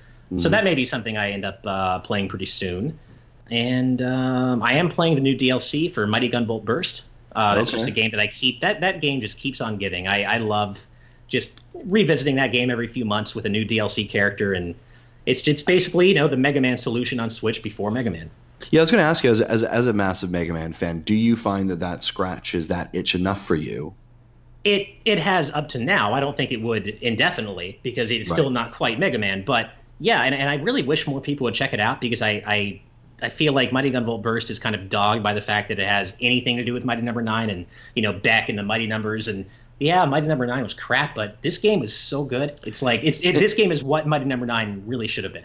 Yeah, and I would actually very much agree with that. Well, I picked up on my Switch, and even playing Asbeck, and it does feel very close to Mega Man. Yeah, I know he has that cool air dash. It feels good, and yeah, like I don't think it would scratch that itch indefinitely. Like I'm really, really excited that we're getting Mega Man 1 through 10 within a couple. I'm actually waiting. I'm like watching my email like a hawk for that code to come in because I can't wait to cover that. Yeah, and actually someone in the chat just mentioned a game I'm really excited about, Just Shapes and Beats, and that I'll be playing soon. Because it's coming out on May 31st, and I'm going to be reviewing that for Game Explained. So nice. Just trying to stay as keep playing as many games as I can around work and other obligations. Right. But yeah. Fantastic, excellent. Do you try, as you're getting close to E3, do you try and take like a couple of days or maybe a week off before E3 from any game content to try and mentally prepare for the onslaught that you'd probably be demoing and trying, or how do you prepare for that? Not necessarily. I mean, I just pretty much, I don't know if I even really prepare for it. I mean, I guess I'm so experienced with me because of my line of work and what I've done in my career so far. I am a trade show convention veteran. So I've gone to, I do the whole convention circuit, and I'm used to just having those long days at trade shows where you're on your feet all day, and it's so tiring. And so I guess for E3, I kind of see it the same way. I don't really do anything to prepare other than just go and just like, here we go. I know what I'm in for. I know what's going to happen. I know it's going to be 3 days of just nonstop demoing and hurting feet and hunger. But that's just what you do for E3. So yeah. You sound like you're walking through the desert is what sounds like happening to you right now.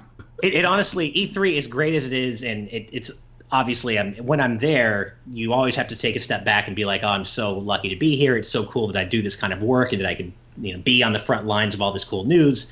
At the same time, though, once you've been to E3 enough times, and I've been 15 E3s now, I don't know, you definitely do see the bad parts too. And it's just like, oh God, I have to wait 45 minutes in this line just to play 10 minutes of this game and stuff like that, Right. Okay. Good to know. Excellent. All right. All those sound really good. Very interested to hear what your thoughts are on Runner. Obviously, it's a review code you just got, so we won't talk about that. But very interested to see what your thoughts are when the review comes up. So very cool. Very cool. All right, Jesse, anything new that you've been playing? Yeah, so I did try to do a Super Castlevania for stream earlier in the week. I got into stage 3 and just choked. Okay. And I really don't know if I'll be able to if I'll have a chance to try it again or not. But so that's kind of as far as I got. Though I got sick of playing that game, but I wasn't sick of playing in general. So then I decided to spin up a game that I've been wanting to replay for a while, and I streamed this on my personal channel. I loaded up ActRaiser. Nice. And I started. I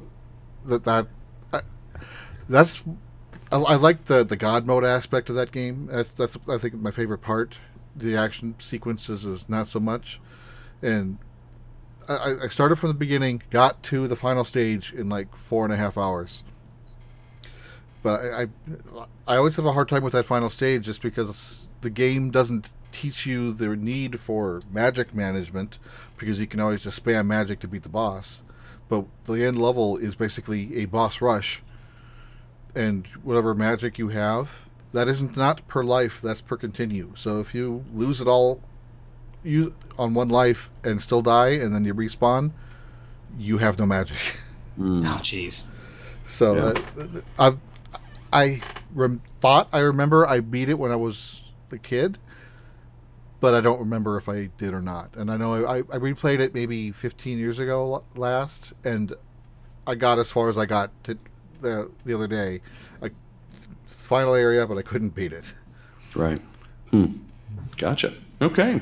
Good. Nice. So other than the normal puzzle stuff that I always kind of fall back on, I haven't played anything new.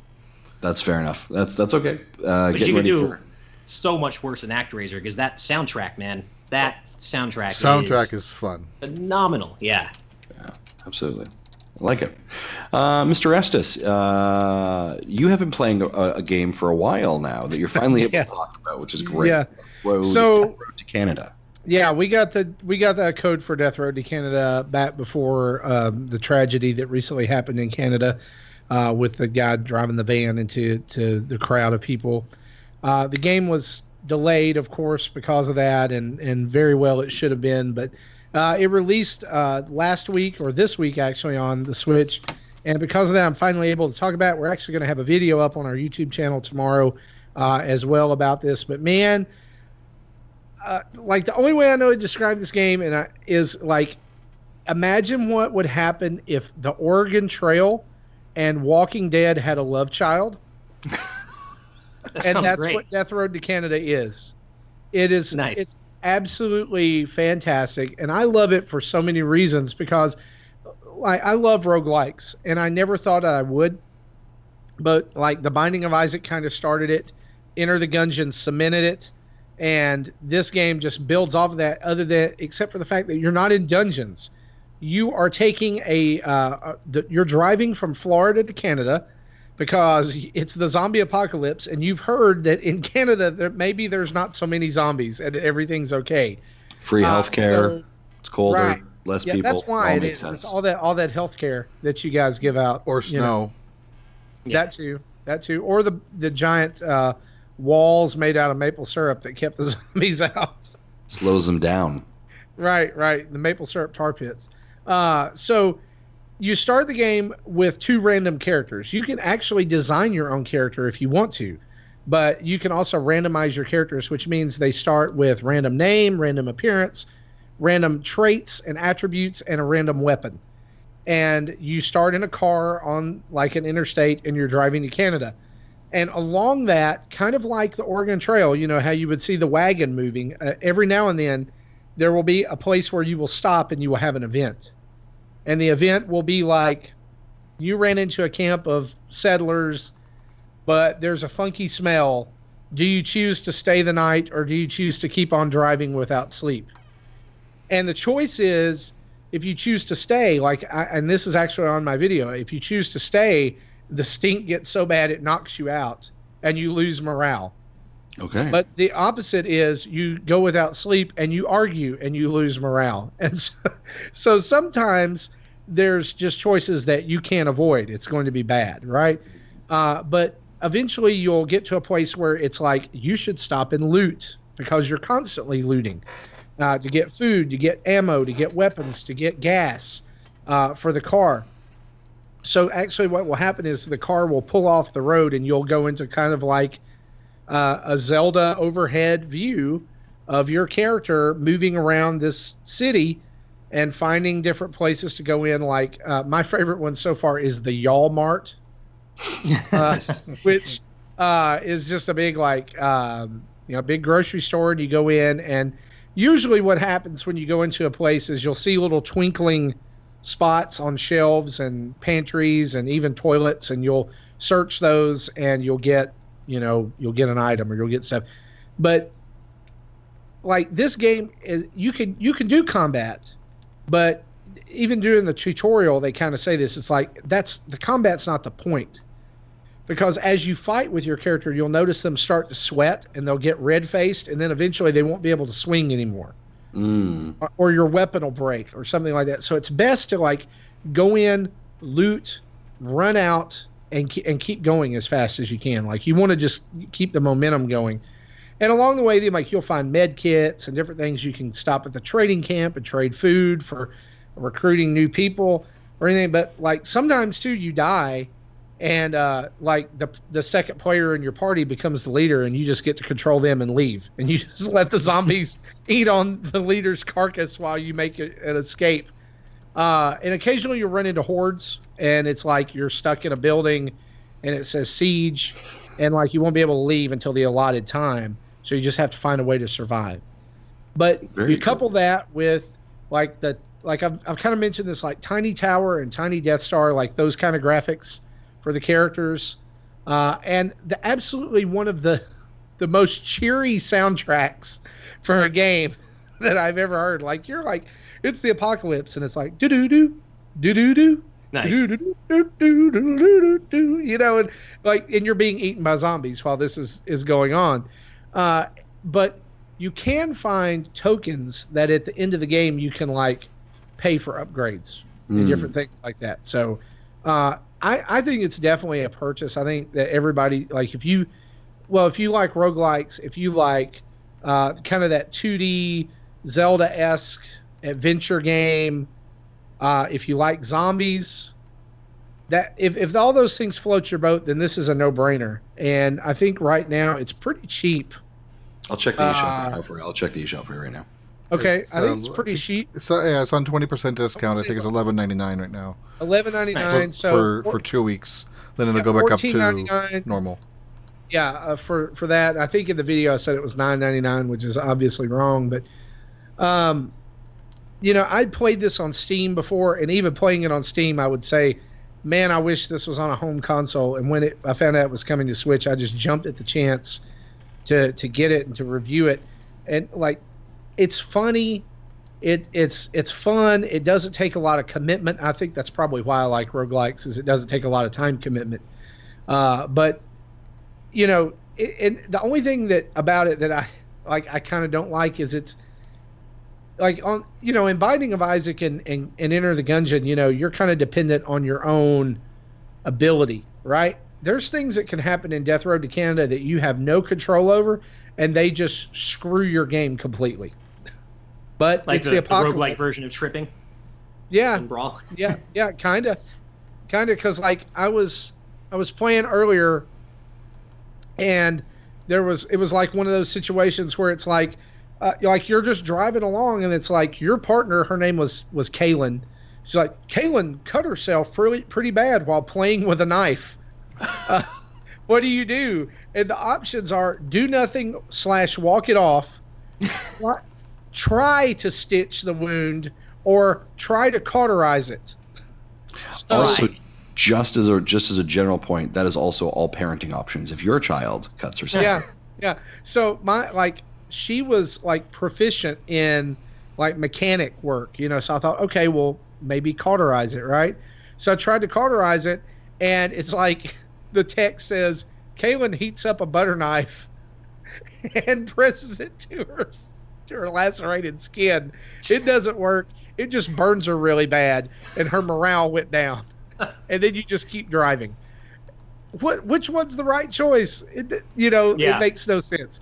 But I think, again, I don't think that's the point. I think the humor of it is the point, right? Right.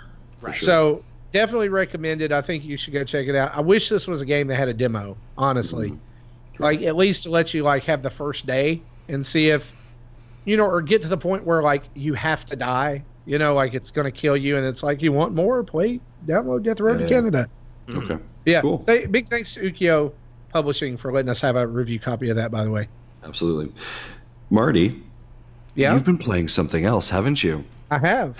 What else have you been playing, I've Marty? been playing Donkey Kong Country Tropical Freeze. And what do you think of it, Marty? That was a thing? Yeah. Oh, okay. I think it's fine. What did you tell me on the pre-show, Marty? I didn't tell you anything on the pre-show, and you can't prove a thing. No, what I actually said on the pre-show, and I'll own it, is that funky mode makes the game supremely enjoyable, and I've been having a great time with it. Funky mode basically makes the game enjoyable.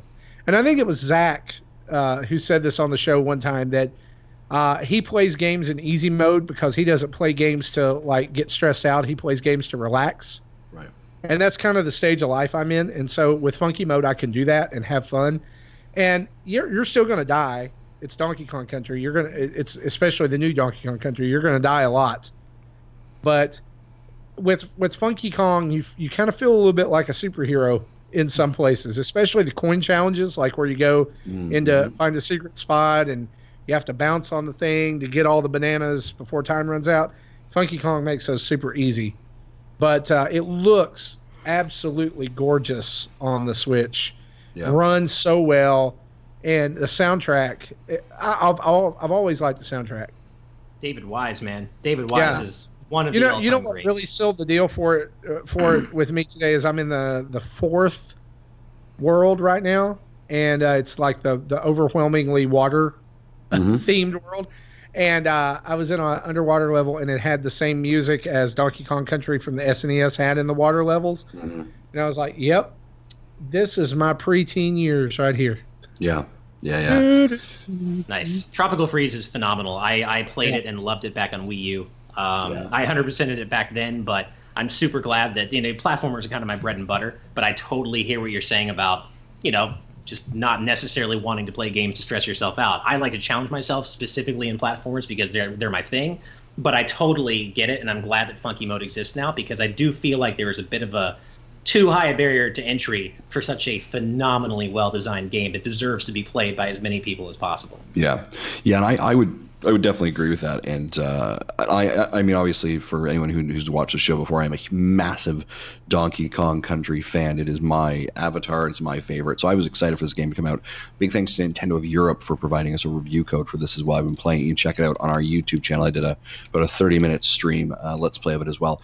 But this is an absolutely fantastic game. And if you did not pick this up on the Wii U, you need to add this to your collection. To Ash's point, it is a fantastic 2D platformer. The addition to Funky Kong does make it more easily approachable for children.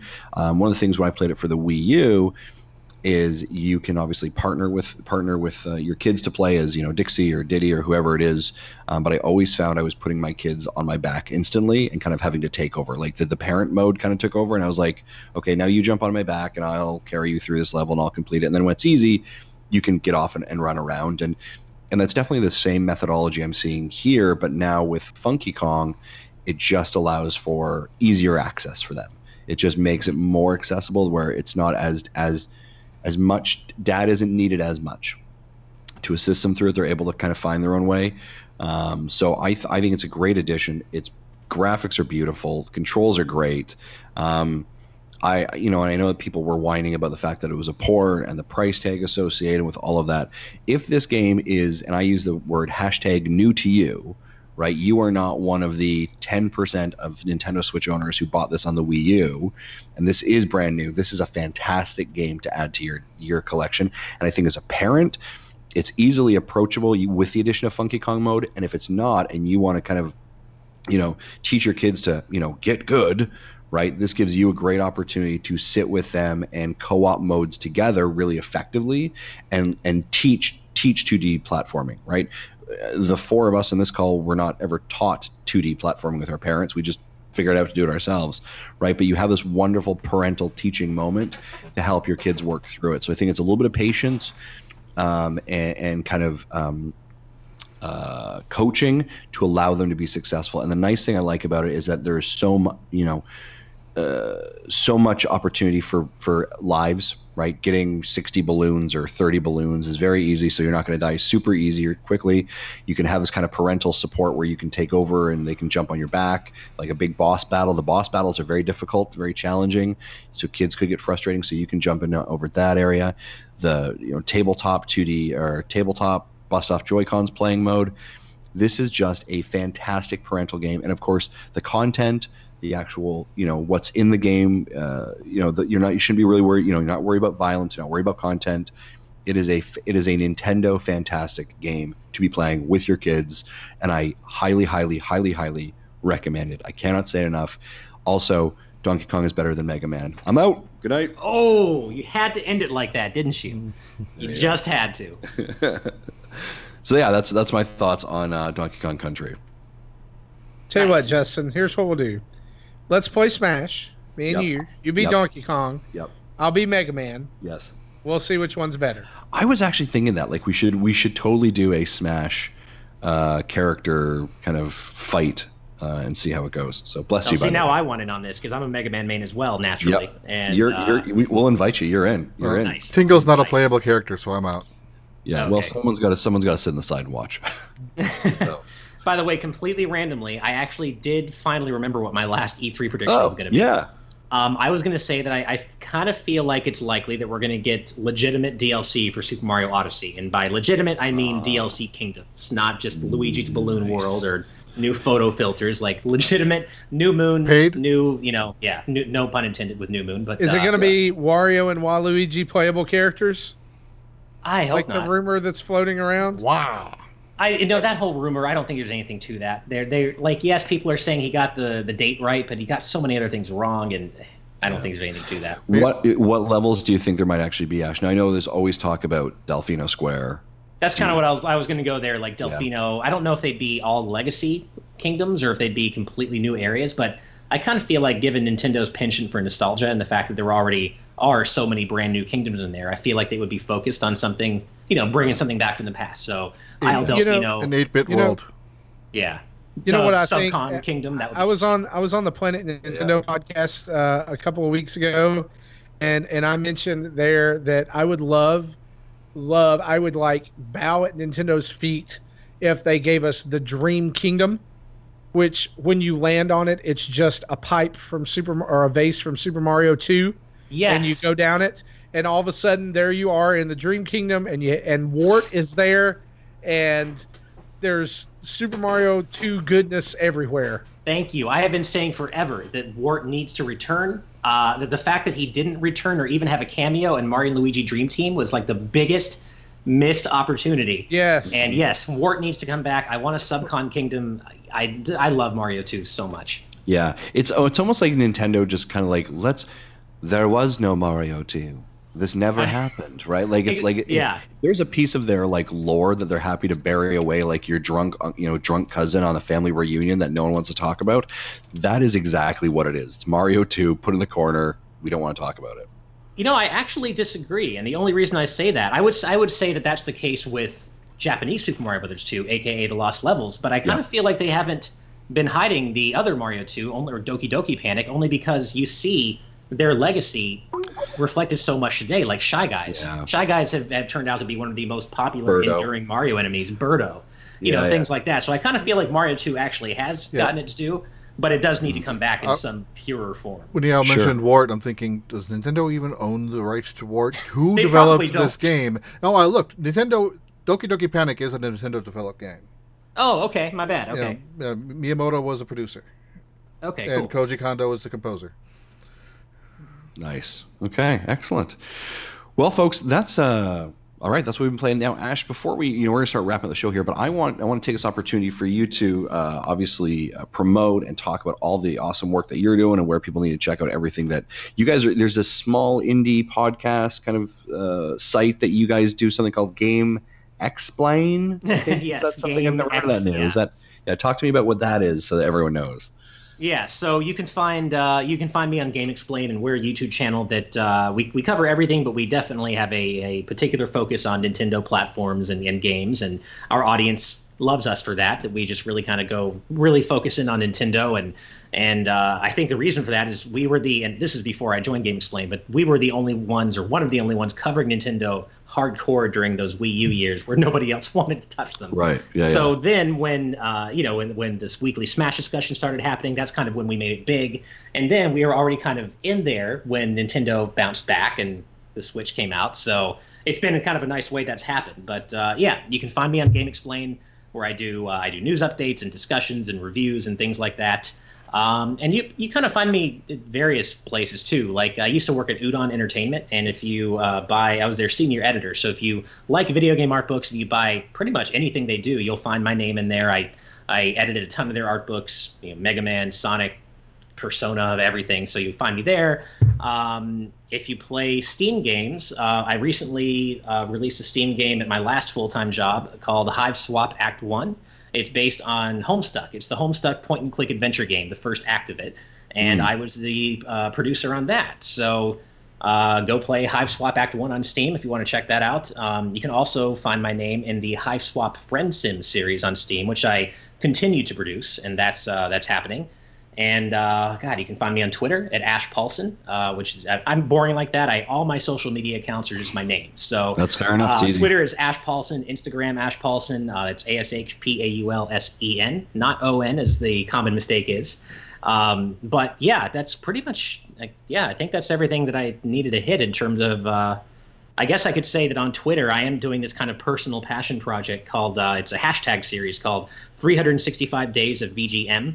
Anyone who knows me knows that my particular angle into games, I love games, but my hardcore thing is video game music. I have so much appreciation and love for video game music.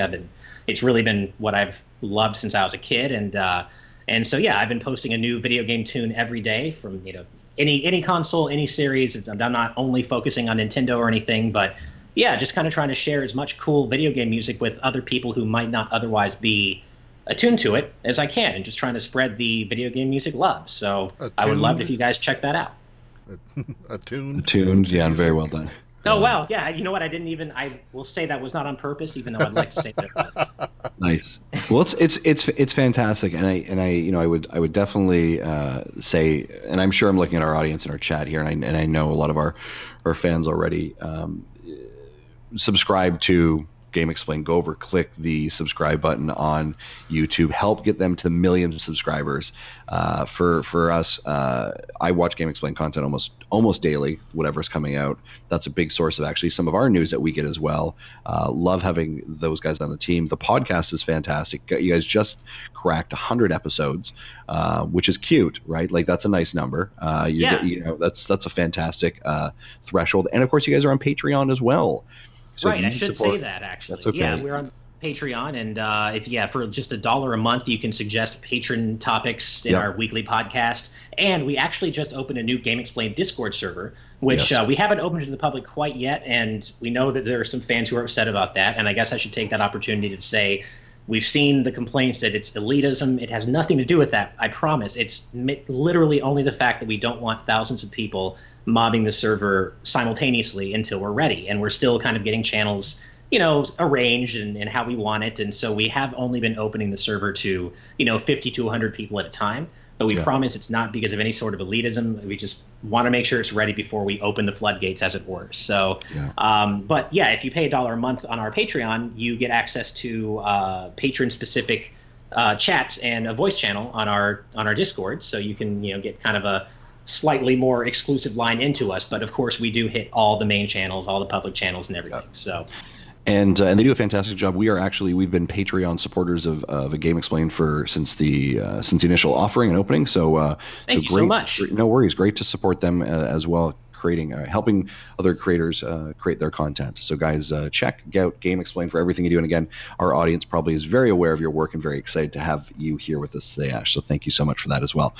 We're gonna start wrapping up the show. I want to drop this little piece of information. I had teased it on our Twitter account recently, and I want to pause this out before we head out. Something that's been happening in my household. Gentlemen, this weekend, I lost my wife. And I lost my wife to Stardew Valley. Nice. I made a mistake that I should never have done. Friday, I said, I've been looking at Stardew Valley for a while, and I've been trying to find more games to get my wife involved playing video games with me. She likes playing games like Mario Kart and Overcooked, and we've been having some great, if the kids go to bed, let's play some video games together. Very much like Ash, you're talking about your wife, want to get more of that kind of experience in. So I said, I'm looking through games. I said, she really likes those kind of farm simulating games. And I think Stardew Valley might scratch that itch. So we downloaded Stardew Valley, and she began playing it. I would say that if it was a full-time job for her, I would be concerned about labor laws with the amount of time that she may have put in the last week. I may have officially lost my wife to the game, unfortunately. She is actually already on year, I think, 2 or 3. And in another season. And you know how you can track how much time your kids have been playing? It's very uncomfortable when you can also track how much time your wife has been playing a video game also. I don't know if you guys have any tips for how to remove someone from a video game world, or what your guys' thoughts are with playing with your spouse. Actually, you play some games. It sounds like you're trying to get your wife into playing more, and I know that she was interested in playing Kirby when it came out as well. That seemed to be a game, right? Well, she actually had an existing love for video games. I didn't mean to make it sound like I am responsible for getting her into them. She actually already was before she met me. And actually, the night we met was the night when she told me that Earthbound was her favorite game of all time. And I'm like, I definitely need to get your number and talk to you again. Holy crap, Earthbound. Okay. So no, she already had a love of games before we met. But since then, obviously I'm more into games than she is, so I'll, introduce her to other games she might not have played otherwise. My favorite game of all time is Chrono Trigger, for example, and I got her to play that fairly quickly, and she loved it, and FF6. But I can't think of anything that she's gotten into where she's gotten so into it that she just can't tear herself away from it. There's been no Stardew Valley in my relationship yet. Right. That I can't think of anything like that. So unfortunately, I don't have any tip for you. Yeah, but I'm busting her chops a little bit for it, right? That like she's disappeared and we've completely lost her on that one.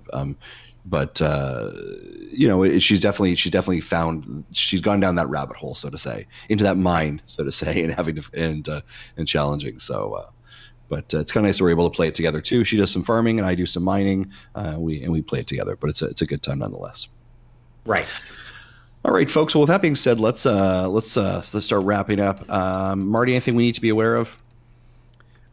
Well, we are going to be recording Super Castlevania 4 Retro Rewind within the next couple of weeks, so keep a lookout for that. We'll also be drawing for this month's $50 eShop winner.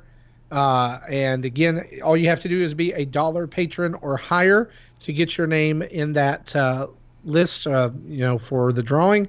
Once someone wins, they're taken out until an aforementioned time. That we don't know when that will be, but we want to be sure that everybody gets a chance to win.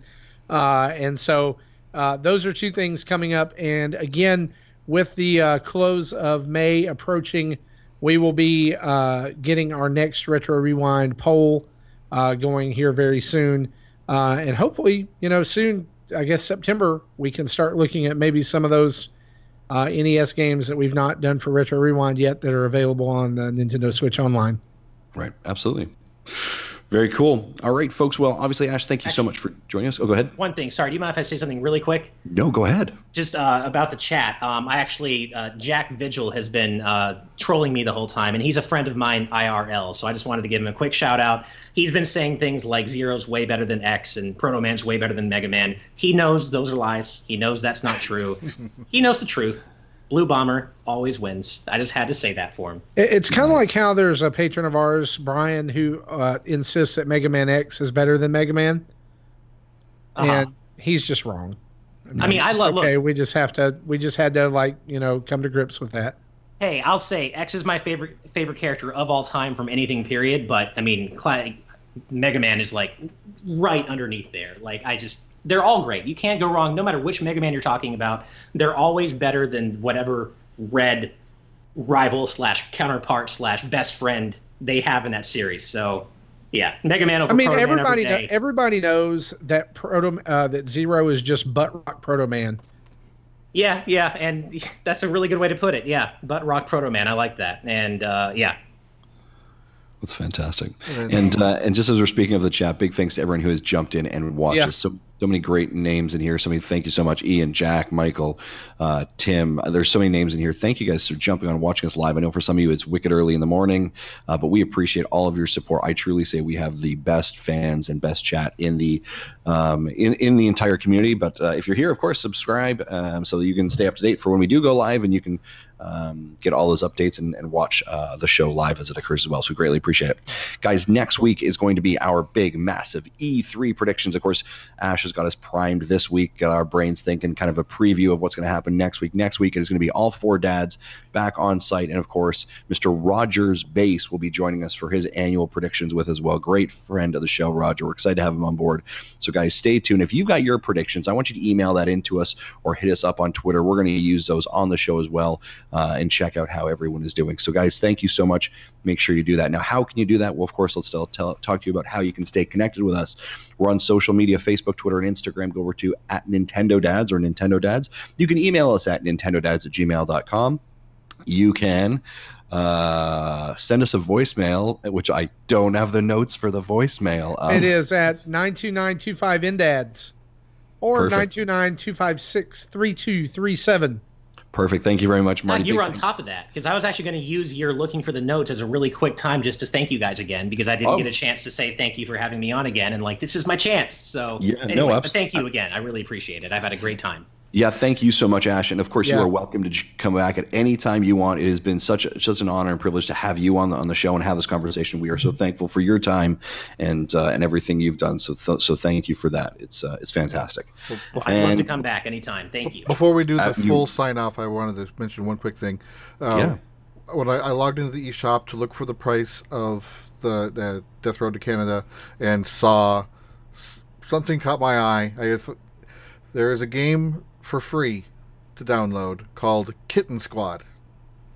It was like I'm on it. It was the very first thing on the thing. I'm like, okay, I got to download this and see what it's about. So that'll be look for Jesse's Let's Play of Kitten Squad coming up on really fun. Yeah, exactly. Can we just mention very quickly? It was made by PETA. Really? Yes. I have to go check this out now. This is amazing. It was made by PETA. It's a squad of kittens who goes and destroys robot farmers, and it mentions this robot farmers for picking up cows. Now I'm sad because it doesn't mention PETA anywhere until you get to the very bottom when you see the copyright. Just the fact that this even exists though, and it's for free. I have to check this out on principle alone because it sounds like madness. That's awesome. Wow. I do think seriously though, Jesse, you're gonna have to stream that, and we're gonna have to put that on the channel. Yeah, I'll see if I have time to do that tomorrow. I like it. Awesome. Big thanks to OC Remix for the music throughout the show. And of course, guys, you can download us, head over to iTunes, Stitcher, Google Play, and of course, check us out on VG Tribune. And if you're there and you're downloading our podcast and you want to give us a 5-star review and let us know if you like the show, that's fantastic. We greatly appreciate it. So, guys, for myself, for Jesse, for Marty, for Ash, and of course, the absent, I don't know where he really is, but he's doing something else, Zach Erickson. Guys, thanks for tuning into Nintendo Dads. Have a great day. Bye-bye.